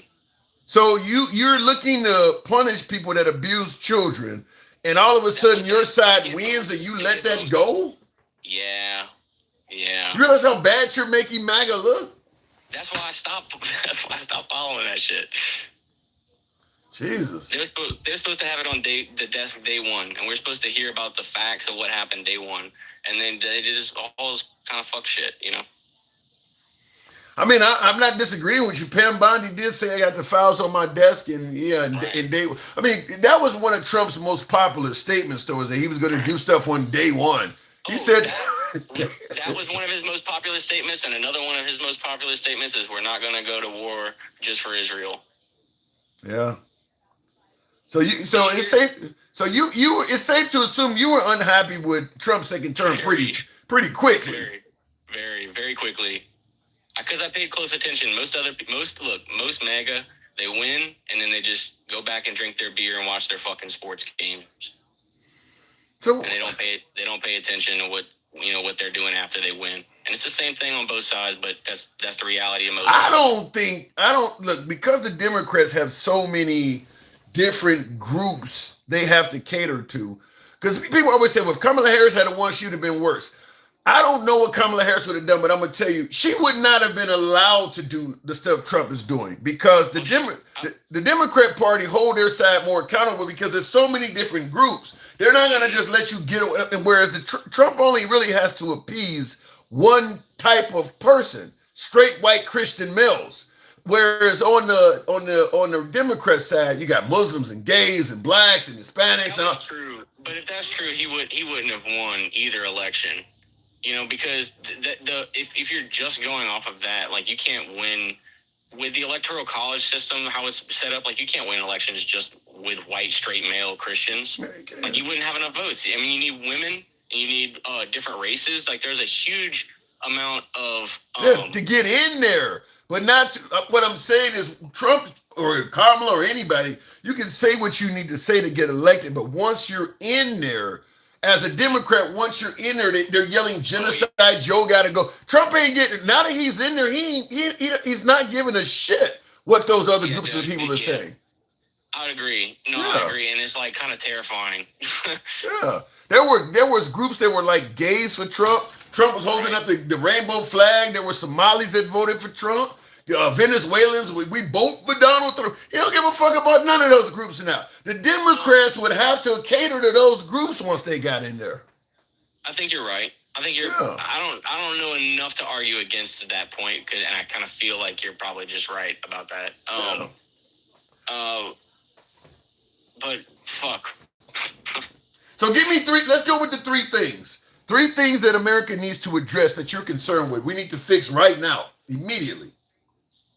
Taking the Epstein saga seriously and looking into it. I would say that's probably one of the number one things, because you're involving kids on kids being bad things happening to them by like really, really, really powerful people, and that have a lot of authority over, their. I would never put Epstein in first place, but the way you frame it, I totally understand it, because we do tend to put people who violate children on the registry. Okay. Because hold on, hang on. Let me say. I'll let you finish. I'll give you time. But we do tend to put people on the registry because the belief is if you have violated a child, there's a really good chance you may do it again. So we need to keep tabs on you, things like. So the fact that we know people who have violated children out there that are not being punished. I agree with your point. It's fair to say that they're still doing that. So by him protecting these folks, he is literally probably causing new victims to be victimized. Exactly. Right now. Yeah. Like right now. Yeah. And so to further that point is, Epstein was somehow related to Mossad somehow. And wow. Yeah, somehow. And okay, wait, my point is that in the files it talks about like the use of this type of material and kids as blackmail. Okay. And so that's been like their most powerful tool to manipulate like leaders. We're talking judges, presidents of all different countries. Like you're talking world scale blackmail using those means. And I think the implications are way deeper than people are cognizant. Well, yeah, if they're breeding and eating them and all this other crazy shit, it's way deeper. Number two,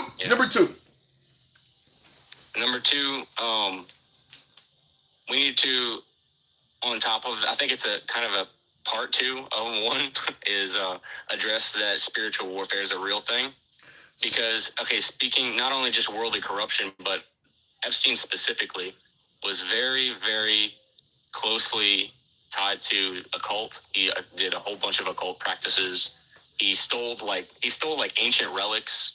He had a piece of the cloth that covered the big cube and the cabal, I think, or something. What are you going to do to address that?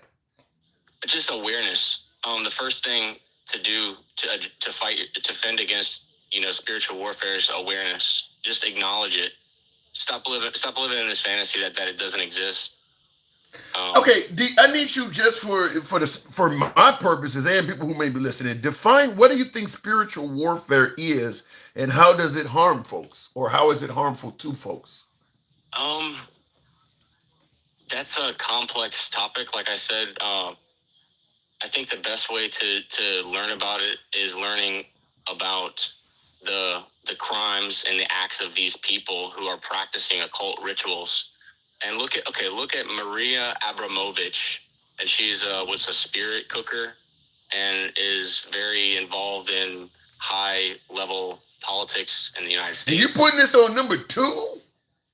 Yes, because spiritual warfare determines your soul. I don't think you think it's that many people. This is affecting that many people that you would put it at number 2.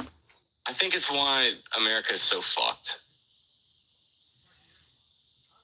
Now, I the way when you said spiritual warfare, the first thing I thought about, I think religious warfare. I mean, spiritual religious, because I absolutely do think you can use religion as a weapon. I mean, we've done it throughout history. The Islam community is doing it. I mean, you have to, because the whole Catholic Church scandal.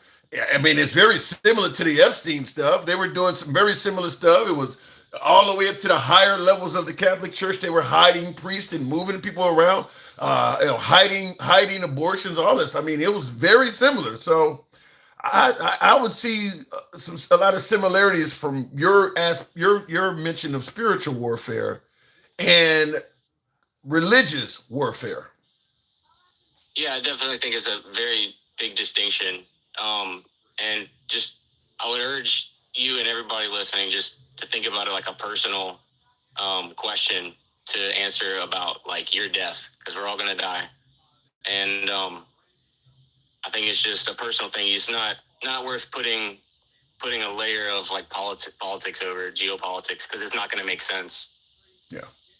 Number 3, and before we get to number 3, folks on YouTube, I need you to smash that like button. If you enjoy this type of dialogue, certainly subscribe to the program. Doesn't cost you anything, but certainly right now, tap that like button. And for my TikTok users, certainly get the likes on them. We may cross the 200,000. Tap the screen, get the likes up to 185 if you can. And Hat Mustache TikTok cap goes, which are pretty low. Show some love. Number 3. Number 3. Be graceful with yourself. What the fuck is that? Yeah, man. I don't know. You're putting me on the spot. I have all these. Where the fuck is the economy? Where is the Iran war? I mean, seriously. Okay, yeah. Okay. Definitely, like, pull out of the Iran war. Like, what the fuck is going on? Okay, all right. Yeah. I'll take that one for number 3. All right.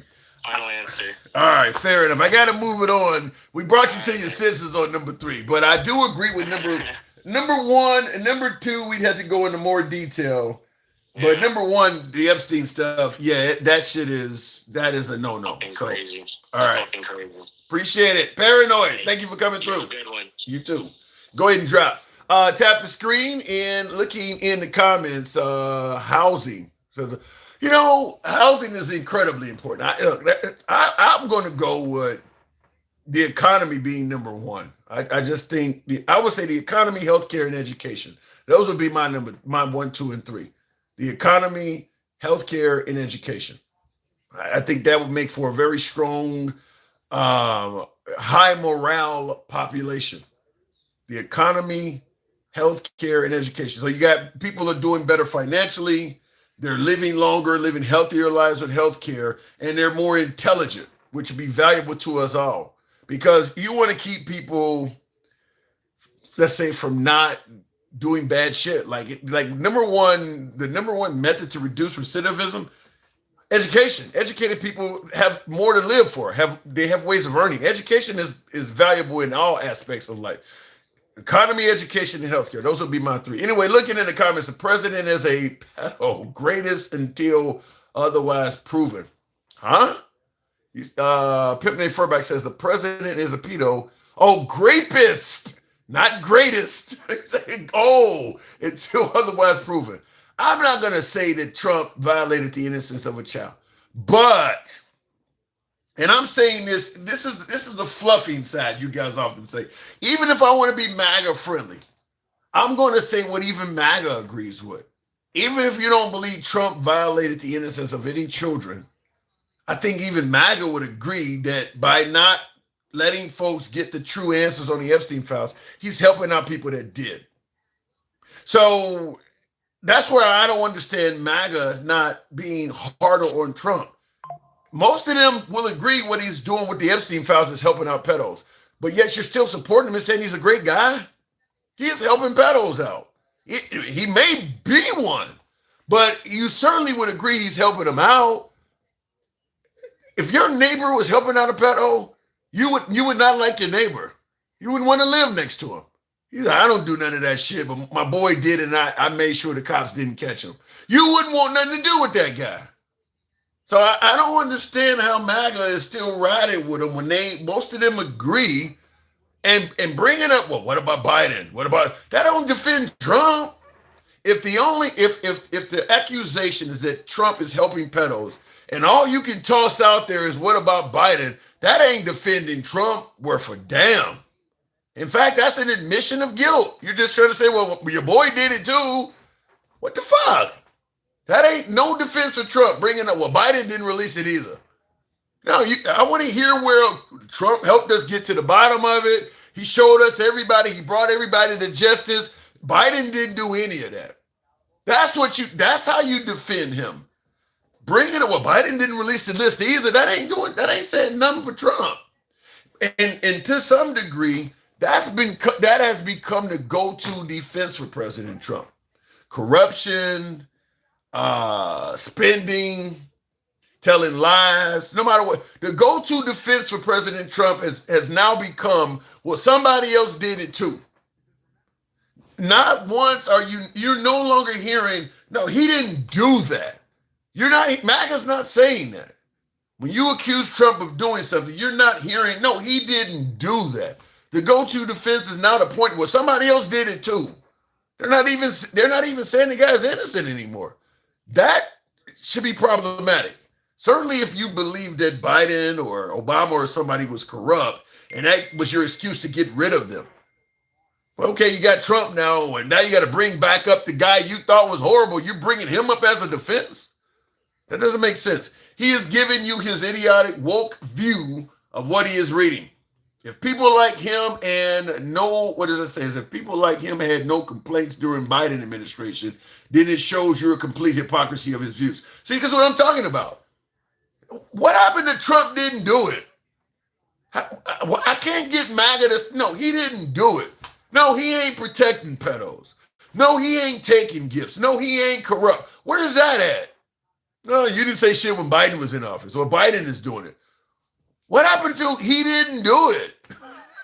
I mean, if you're bringing up Biden, you're admitting that everything being said is actually true. But you shouldn't be able to say nothing because your guy was doing it too. This guy was supposed to be different. He was going to expose the deep state. He was going to drain the swamp.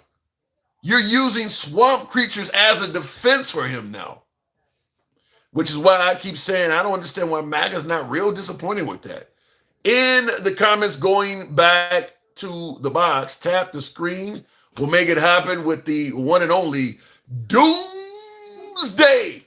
Good evening, Doomsday. Talk to me. What am I getting wrong? It is never ending, the bitching. The never ending victim bitching. Who you talking about? Let me ask you a question. Trump? Let me ask you a You question. talking about Trump? No, I'm talking about you. What's the difference between me and Trump? What's the difference between me and Trump? Every time you see him, he's bitching. No. Every single thing that this president has done, you guys cry about it. Give me some examples. Give me some examples. Give me some. What has he done that we crying about? Give me some examples. What do you mean? Iran? We totally defeat a country. You guys are upset that we destroy them with missiles. We stop. We try to diplomatic. You don't like we're diplomatically doing it. What did he do that was diplomatic? Economically doing it. Do what I said or I'll kill you is not being diplomatic, straight talk. It is, most certainly. No, it's not. Diplomatically is anything that does not require a cruise missile. That's being diplomatic. Anything that does not end with an explosion is diplomacy. Yeah, And by the way, you guys didn't even like it when we were trying to do that. He's losing and rooting for Iran. And now we've done it economically where these people are in the Stone Age. They got 1,900 to 3,200% inflation in their country. Mm-hmm. $50 for a chicken's egg. That's not a win, straight talk. It is a win. Let me explain. Give me a minute to explain. You guys are crying about your gas prices. It's not a win. Let me tell you why it's not a win. We've been heavily sanctioned in Cuba most of our adult lives. The people are dilapidated, they're poor, they're driving around cars that they piece together. They're not bowing because it's not hurting the leadership of Cuba. It's hurting the citizens. The leadership is fine. They don't give a fuck about the citizens. We're saying that if Iran got a nuclear bomb, they would use it immediately. So they clearly don't care about citizens. So getting on here and bragging about how poor we're making these citizens, because you know the Ayatollah son is living lavish. You ain't hurting that guy. If you're saying they don't care about the citizens, then why brag about it? You crying about boots on the ground. Look, we could have made quick work of Iran. But guess what? You don't like boots on the ground. You don't like winning. You like bitching. That's all you like doing. Here's where you might have had me on your side. Why not go to the American people, Colin Powell style, and make a case for why we need to go to war? Trump basically said we need to go to war and fuck anybody who disagrees, while calling the Democrats. All the shit he said about the Democrats. You shouldn't be shocked that they don't agree with him. You're asking us to reason with a bunch of toddlers that need a nap and a juice box. You guys need some sleep. I mean, goddamn! I have never in my life seen grown people. You know, I got my own show. I'm telling you right now. Are you giving yourself a plug on my shit? Hell yeah, I am. Hell yes, I am. Hell yes, I am. Are you crazy? Goddamn right I am. Go ahead and plug yourself. Listen, I'm telling you, it is nonstop of y'all. If we aren't spoon feeding you, If we are not spoon feeding you health care, if we're not giving you loans for your education and shit, you guys are just not happy. Here's what I don't understand. You make it sound like the Democrats are always bitching and crying in regards to Trump. But I don't make it sound like that. That's exactly what's going on. But you do realize Trump is still talking about fucking Obama, and he's been gone for 10 years. When Trump bitches and cries, you're okay with it. Every time a microphone is in front of Trump's mouth, is Biden this, Obama that, the Democrats this. If you would weigh the things that are working, but none of it is working for you. You're not in power, okay? Your diaper is full. You're not in power. Our diaper is full. That dude's ass is fatter than Tammy Faye Baker, but our diaper is full. Look at yours. Listen to me. You are non-stop victim. Non-stop. So is he.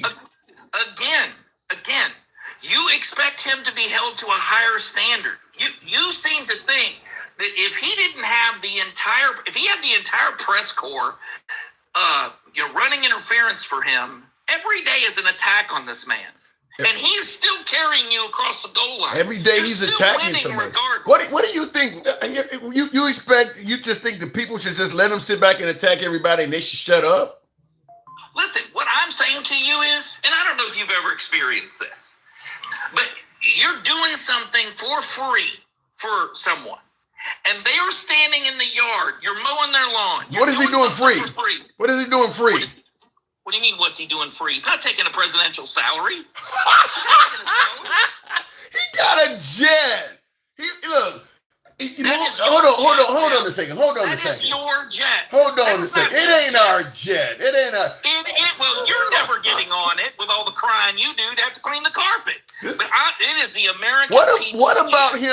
What about him having the Secret Service stay at his hotels and shit and then charging them? Yeah, that is. Listen, we haven't had a president that owned his own shit. Yeah, but shouldn't that be prevented? Hold on. Every president we have had before Donald Trump has been a broke ass before he got into office. But Trump was wealthy before he came into office. He became poorer when he left office. He's not. Now the president is look.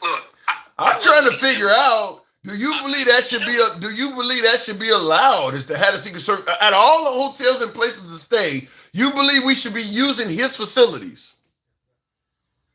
Well, that you can make that argument, okay?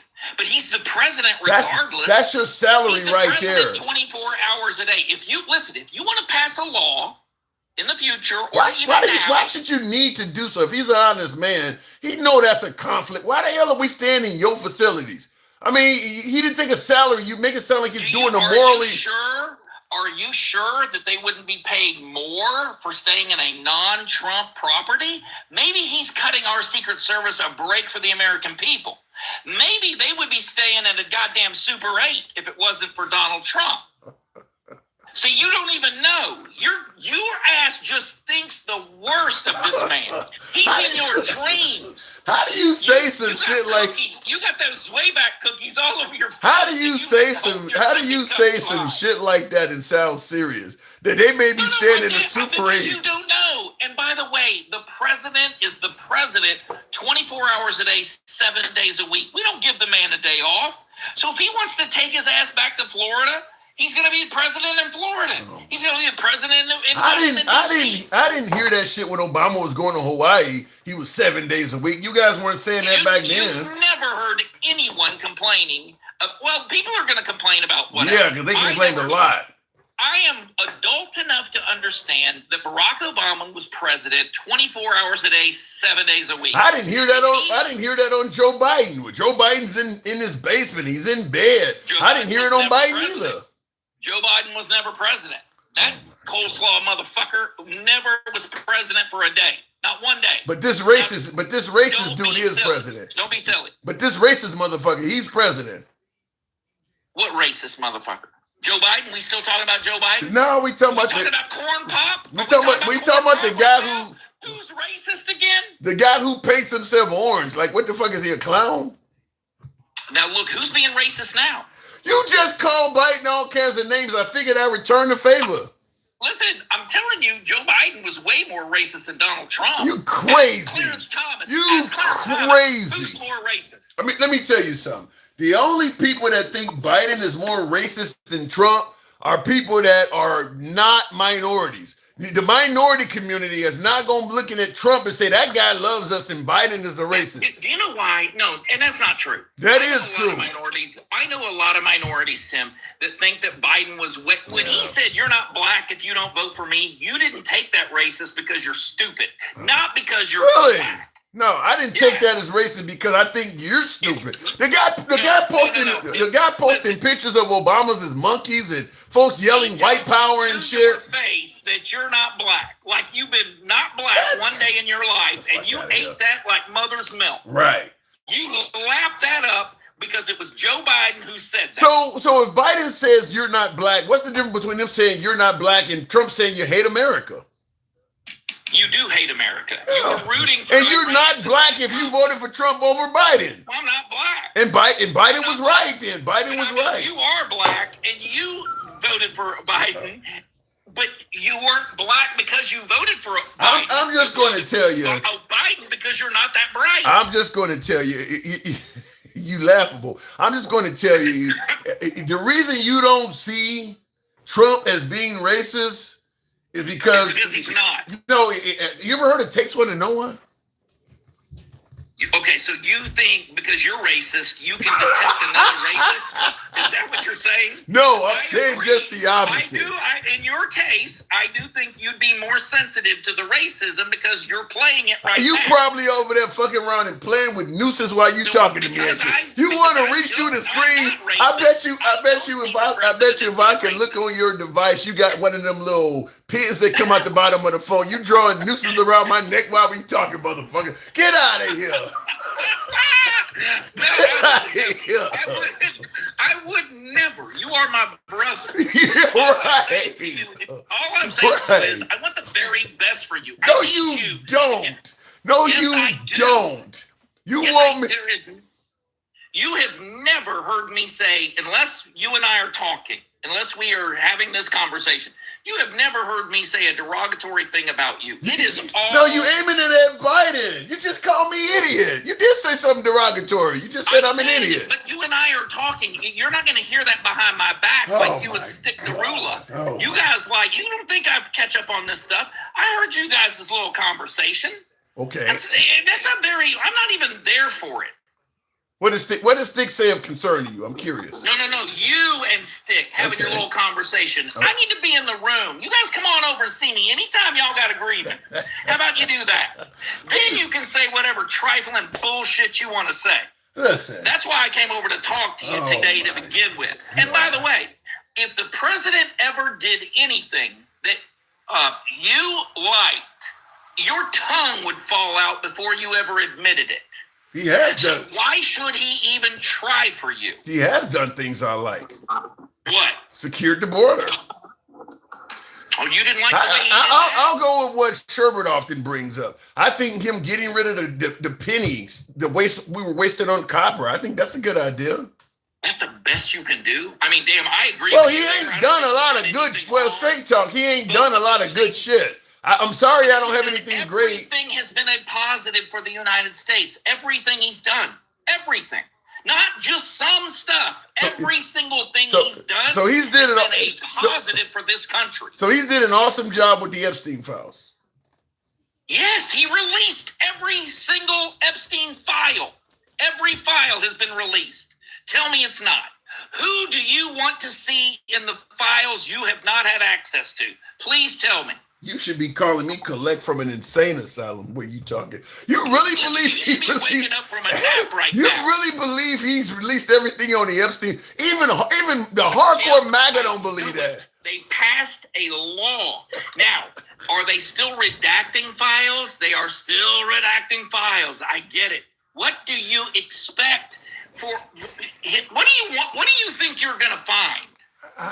Well, the fact that he's hiding them makes me wonder if there's more there. Shit. That's what I'm saying. It's so easy for you to we talked about this before. You will never think those files are released. Never.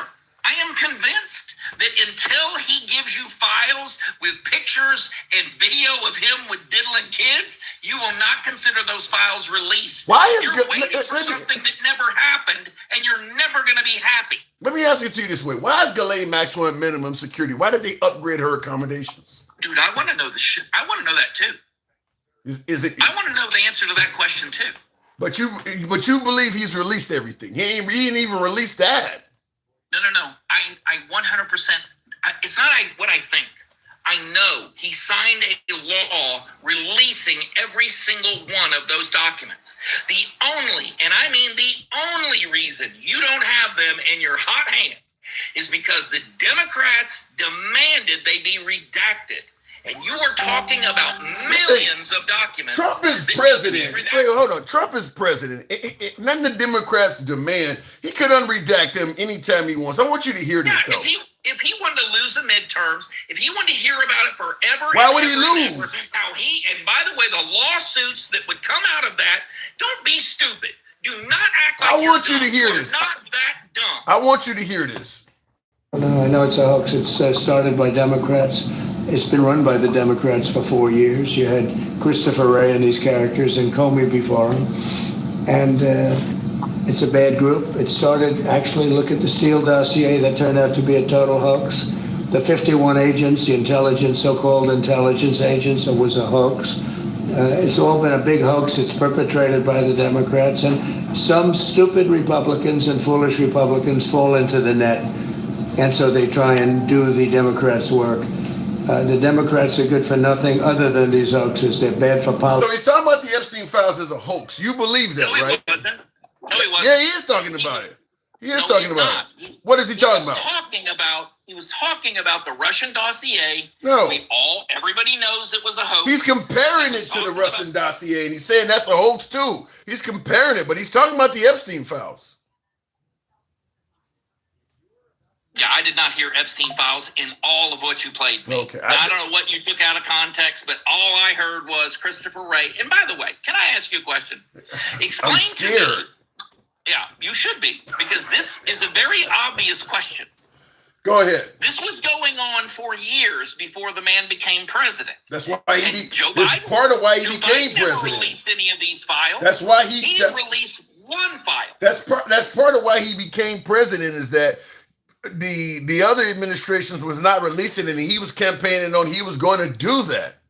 And he did. No, he didn't. Within months. No, he's calling it a hoax. He didn't release shit. He called it a hoax. Yes, in fact, because it's a hoax. Tim. No, in fact, he had to be forced. Congress passed a law that said this shit had to be released, and he still took his time. He wasn't gonna release anything.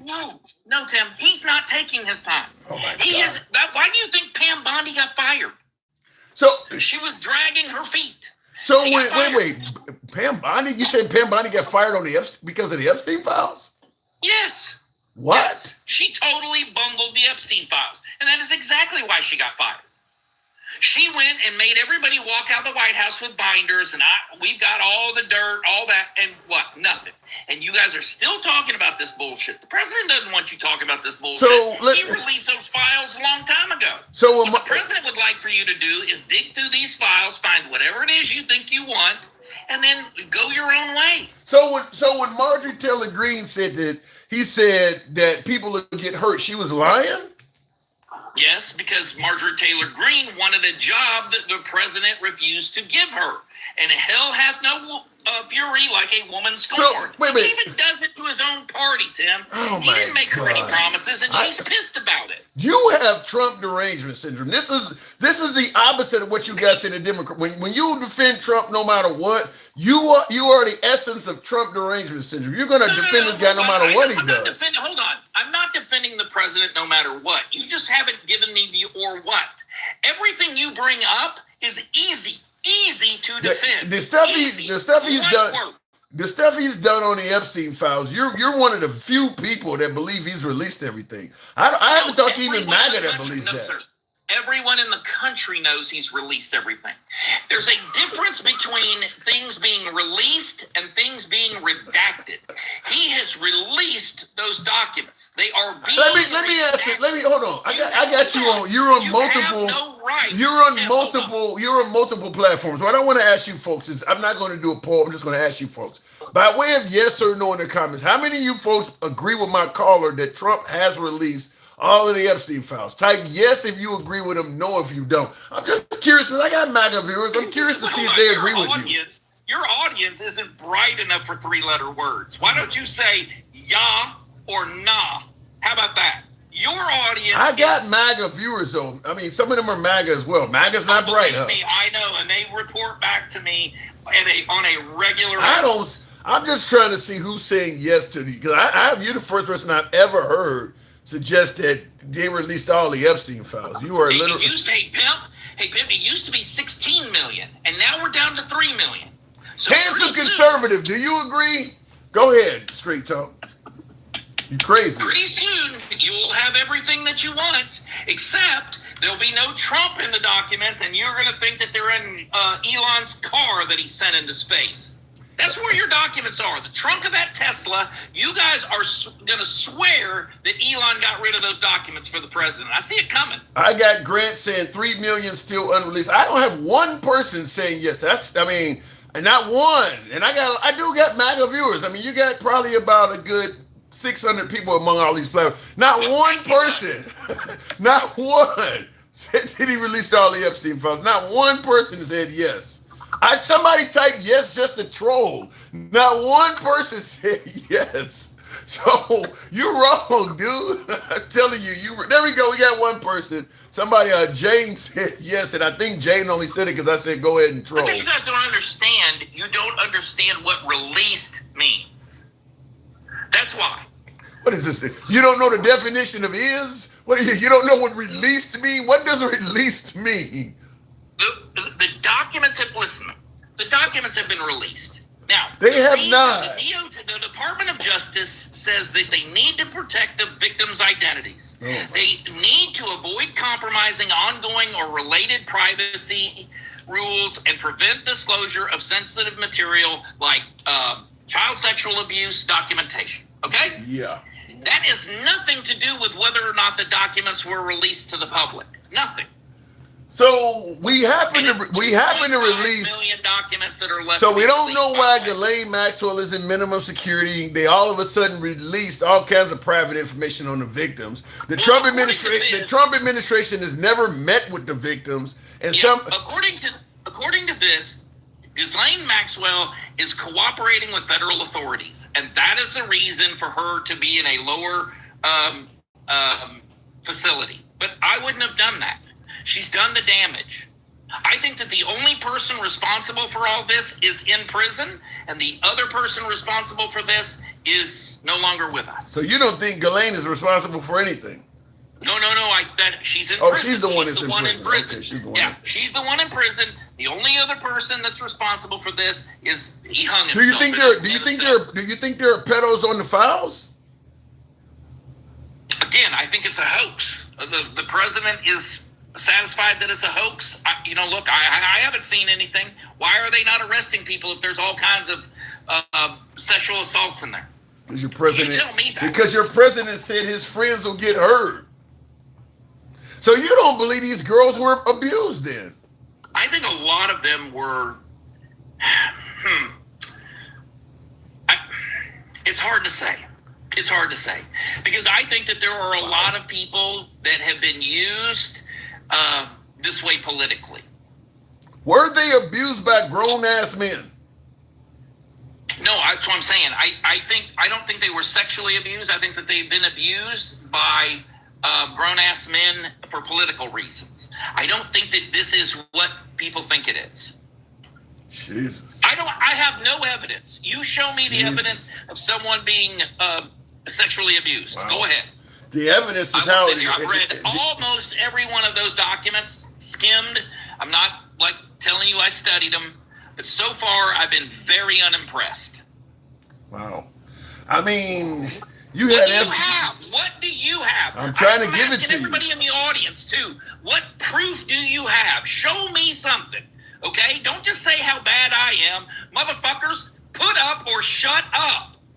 the level of resistance to help people get to the bottom of this. No, totally open to you showing me some proof. You've had 5 years. Show it. You got what? One thing that came out of the files is that an FBI agent interviewed a girl, I think she was 13, 4 different times, that stated Trump not only tried to make her perform oral, she bit him. I mean, an FBI wrote that in the interview. He also said that after the 4th interview, he was convinced that she was not telling the truth. He gave her every benefit of the doubt, Tim. That's not my words. I'm not making excuses. I'm telling you what the man said. If he is guilty of that, he needs to be in prison. I have girls. I don't think he could do anything where you would believe he was in prison. You would just make up an excuse for him. It's not true. But I need you to show me some proof. That's what I need you to do. I need you to either show the proof or shut the fuck up. So in other words, you believe Trump lied about the 2020 election then, because you ain't got no proof of that shit. Oh, absolutely. It's all coming out. Are you kidding me? It ain't came out yet. It ain't came out yet. Everywhere. Do you already have proof of it now? Do you already have proof of it right now? Yes. And don't try to get me kicked off this platform again.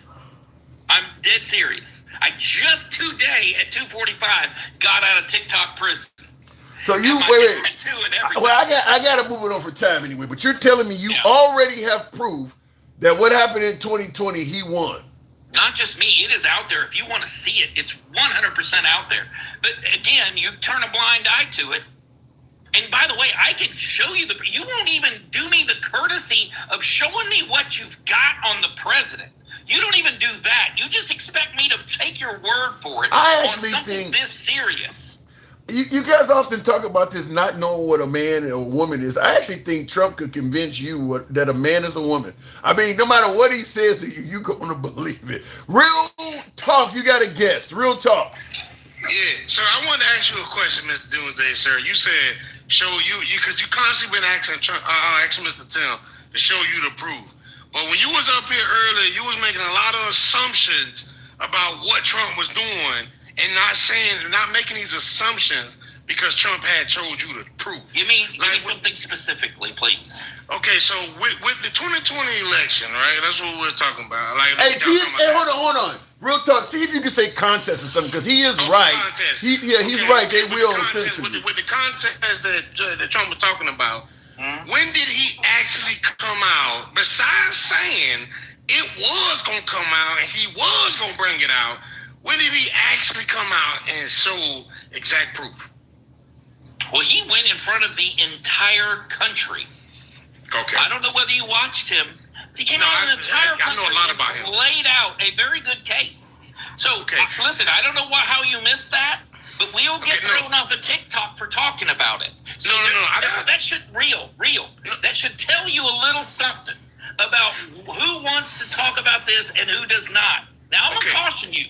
Okay, you paid your money. I'm gonna give you a little caution.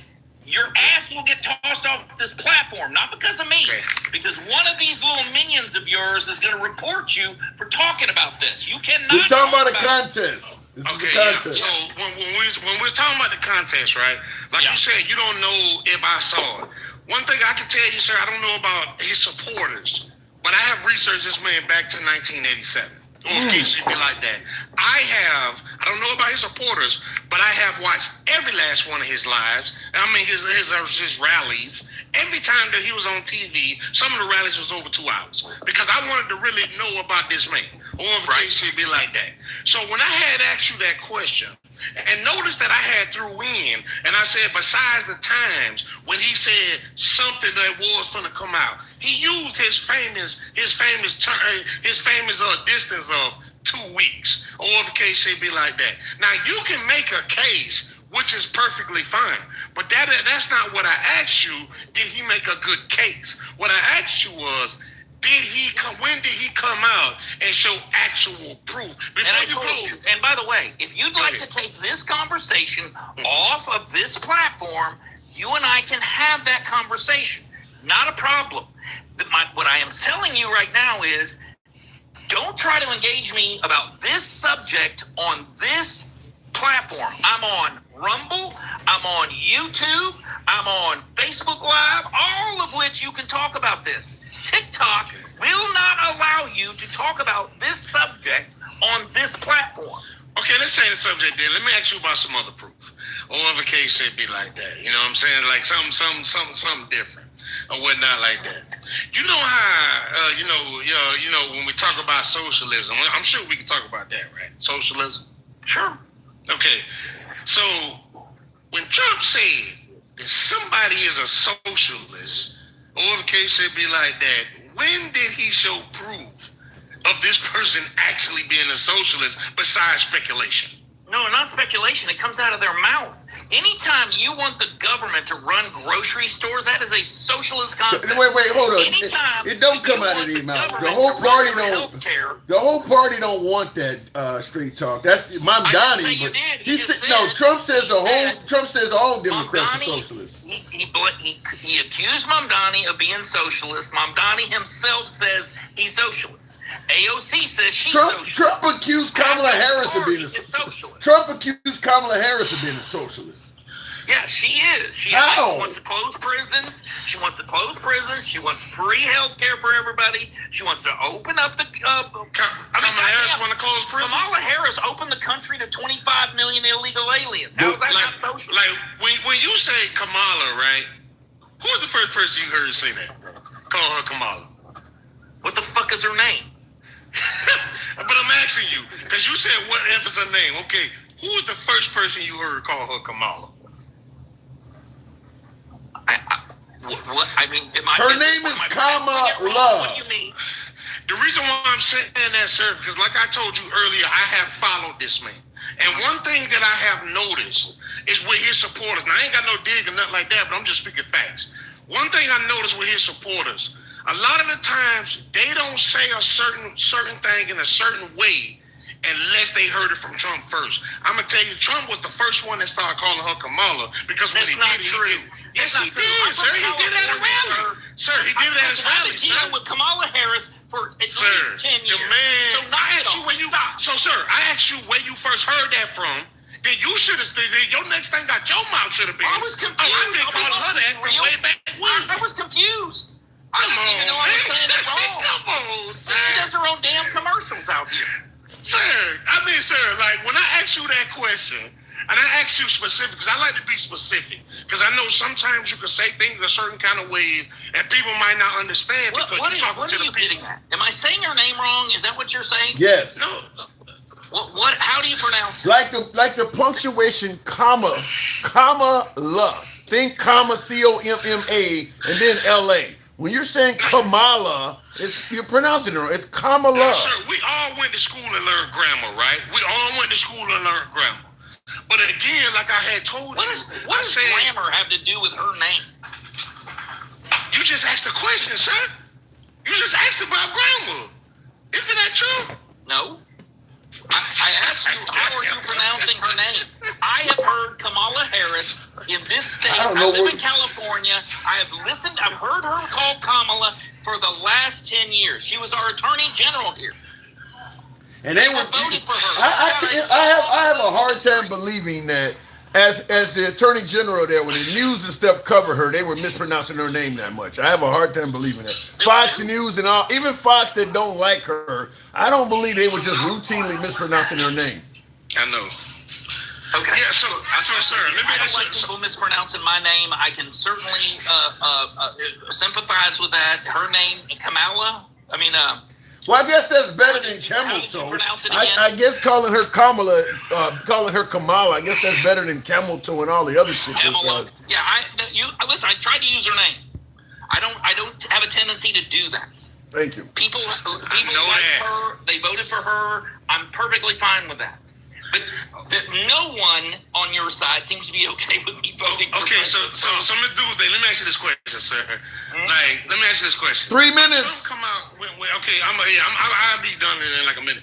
But when Trump comes out and make a claim, do we always show proof of those claims that he made? Well, look, a lot of times it's his opinion, or sometimes it is. So that's no, right? That's no. There's no. He doesn't. What do you mean? Because I asked you, sir, I said when Trump Real, comes out of not everything you say do you have to come back and prove. No, sir, no, I don't. Because when I talk, I'm gonna say from my opinion, or if the case say be like that, this is what it is. And I'm gonna say, and if I'm talking about something that happened that I have no evidence or no proof about, I'm gonna say, hey, well, this is what I heard. I don't know if that's really real because I don't have no evidence in it. Let me ask you a question. Have you ever been wrong about anything? Yes, sir. Everybody has been wrong. So what's the difference between you being wrong and you lying? Okay, so the difference between me lying and me being wrong, or okay, should be like something, because I assumed something that this was the case. And then when I'm lying, hold on, sir. Hold on. Let me explain to you. Okay. When I assume that something was the case, I was wrong. But when I'm lying, because I'm talking for a certainty, or if the case should be like that, I'm telling you. When you're lying, you know that what you're saying isn't true. Now, a lot of times... No, sir.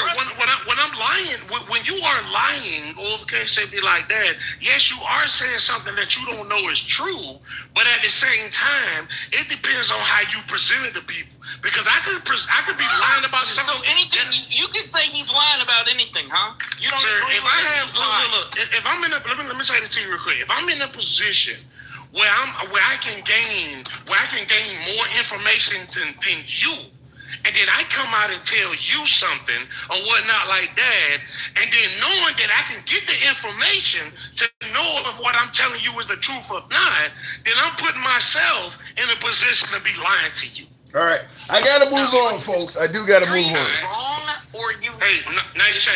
All right, thank you, Real Talk. Go ahead and make your last point there, Straight Talk. Listen, here's my... You know what I say every time someone talks about Trump lying? First off, show me you know that he knew the information wasn't true. In order to be a lie, he has to know that what he is saying is untrue. Otherwise, he's wrong. Look it up. It's in the dictionary. You can. So I can go around calling every white person in existence a racist because you got to prove that I knew it wasn't true. Yeah, as long as I can't prove that you. Listen, that's your opinion. I'm not going to call you a liar, Tim. I'm going to say that is your opinion about every white person in the country. All right. Look, that doesn't mean... That's a hell of a spin. That's a hell of a fine spin. Okay. It's not a hell of a right spin. It's just what we do for one another. I'm just going to say it like this. Let's say even if what you're saying is correct. As a president with the amount of followers you got, you have the responsibility to at least make an effort. When you're saying things like people eating cats and dogs and shit, at least make an effort to try to verify something like that before going on TV and telling people. No, he wasn't right about that. I sent you all of those clips. You ain't sent me shit to show people were eating cats and dogs in Now Springfield. you were lying because you know I sent it to you. No, you did not. You know I did. No, you did not. You didn't send me anything that proved to me somebody in Springfield that was Haitian. I sent you interviews with people. I sent you newspaper clippings of people. This is what they do, man. They don't do I'm sorry. It's uncomfortable, maybe. I don't know. You know, let me just say this. If it was so common for Haitians to eat cats and dogs, you wouldn't send me interviews. You would send me a video of somebody showing you how to prepare a dog. If they all doing it, you can't find somebody eating one that is showing you how to. I sent you an interview between... Not an interview. Somebody doing it. Somebody actually doing it. All right. You got hundreds of people in town. You got hundreds of people in town. You got hundreds of people in town. It's their custom to eat cats and dogs. Show me a video of somebody doing it. Shouldn't be that hard to find. Yeah. Okay. Listen, I'll start looking for that. Thank you. I gotta go. I'll leave it at that. All right. And I haven't seen shit to indicate that was happening. I think it's kind of like what Real Talk was saying, is that if Trump says something, therefore it is. I've seen one video of this, it was a video. The cops were encountering this woman that was in the middle of like a apartment complex, outside on the sidewalk, what looked like a deceased cat, and they tried to use that as an example to show. First of all, I don't care what they used to eating. You're not going to find any group of man, any tribe, any country, you name it, that picks up a cat off the ground and just bites into it. We have discovered fire for centuries. Every tribe, if they're going to eat any animal, they're going to use fire to prepare it. So the fact that the woman is sitting there with an actual animal, you're going to tell me the Haitian, that's what they typically do? They just pick up cats and bite into them? Your dental work ain't even capable of handling that. So the fact that the woman was not sitting there with some kind of campfire in a pot, and that should tell you that ain't how the Haitian community does not do that. There are Cambodians and folks in Thailand and shit that do eat, Koreans eat dogs, but they all use fire to prepare the meat. They don't pick up an animal with fur and all and just bite into it. And that's what they were trying to tell us. Well, see, here's an example. Crazy ass bitch sitting in the middle of the sidewalk with an actual dead cat, and we're supposed to believe that they just bite into him raw like that. Y'all trying to pass some really crazy shit, I tell you. Anyway, looking on the comments, nobody wants to deal with America while Trump is at the helm. We are a challenge to deal with. I don't deny that. We are challenging right now to deal with under President Trump because he's kind of doing what he wants to do. And that alone can make us hard to deal with. Tim, please don't let the cult take us home. That's kind of how it may work tonight, tomorrow. That's kind of how it may work. Not a lot of love and support tonight. Anyway, looking at the comments real quick before I do wrap it up. Denkel says we don't have access to the national secretary apparatus. Look, he actually believes, my last caller believes that Trump has released all of the Epstein stuff. I asked a question in the comments. It was almost 100% said no. I think one person did say yes. One person said yes, but I think most of the folks did say no. What does that say? Probably a pussy too. What do you say? The current administration will take note on this trade war of 2026. The tech bros is Trump's meal tickets. It will take years to find all of Trump's deeds. I actually do believe that. I would not be surprised. I'll tell you this. I would not be surprised if some of them leave America. I mean, you know, what is his name? The Def Jam guy. Run DMC's his brother. What is the Def Jam guy? You guys know who I'm talking about. He left America. The Me Too movement was closing in on him. Something Simmons. What is it? Russell Simmons, yeah. He left America. I don't know why R. Kelly didn't. I mean, R. Kelly, like, dude, you know they're coming after you. Like, I don't know why he didn't, but Russell Simmons left and he ain't came back. Like, fuck that. My guess is there are going to be some folks close to Trump that are going to leave. I mean, he done already made a really cushy spot in Argentina, even though we have an extradition treaty with them. I don't think it's cushy in Russia. I don't know, but it wouldn't surprise me if some of them leave the country. I don't believe everything they done is on the up and up. P. Diddy is another one, Kurt. I don't know why he didn't leave the country either. Like, you know they coming. You got the means to get up out of here. Like, you should just bounce. Like, dude, you know they coming. I'm sure your lawyer's telling you shit. They ain't took your passport yet. You got your own aircraft. Say what? You said it's full of fuel? Really? I mean, I hear Castro got a runway available, and then you can go from there. Castro will give you a whole nother passport on touchdown. I don't know why P. Diddy didn't bounce. I don't know why they didn't leave. Like, you got all the money. I mean, P. Diddy was a billionaire. You go and get you one of them fucking Floyd Mayweather. He don't need it anymore. Them Floyd Mayweather gym bags. Floyd Mayweather don't need them anymore. That he used to carry around all that money in.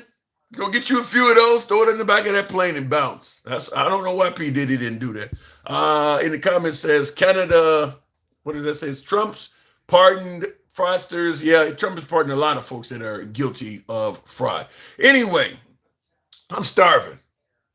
And you guys ain't showing your boy no love. So it is what it is. I do appreciate 205,000. By the way, thank you very much. We will be back here tomorrow. If you enjoy this type of programming, follow the program. Subscribe if you're on YouTube. Give your boy a, what do you call it? Give your boy a sub if you're watching on YouTube. And having said that, I got to step away and feed the body. Catch you later. Thank you.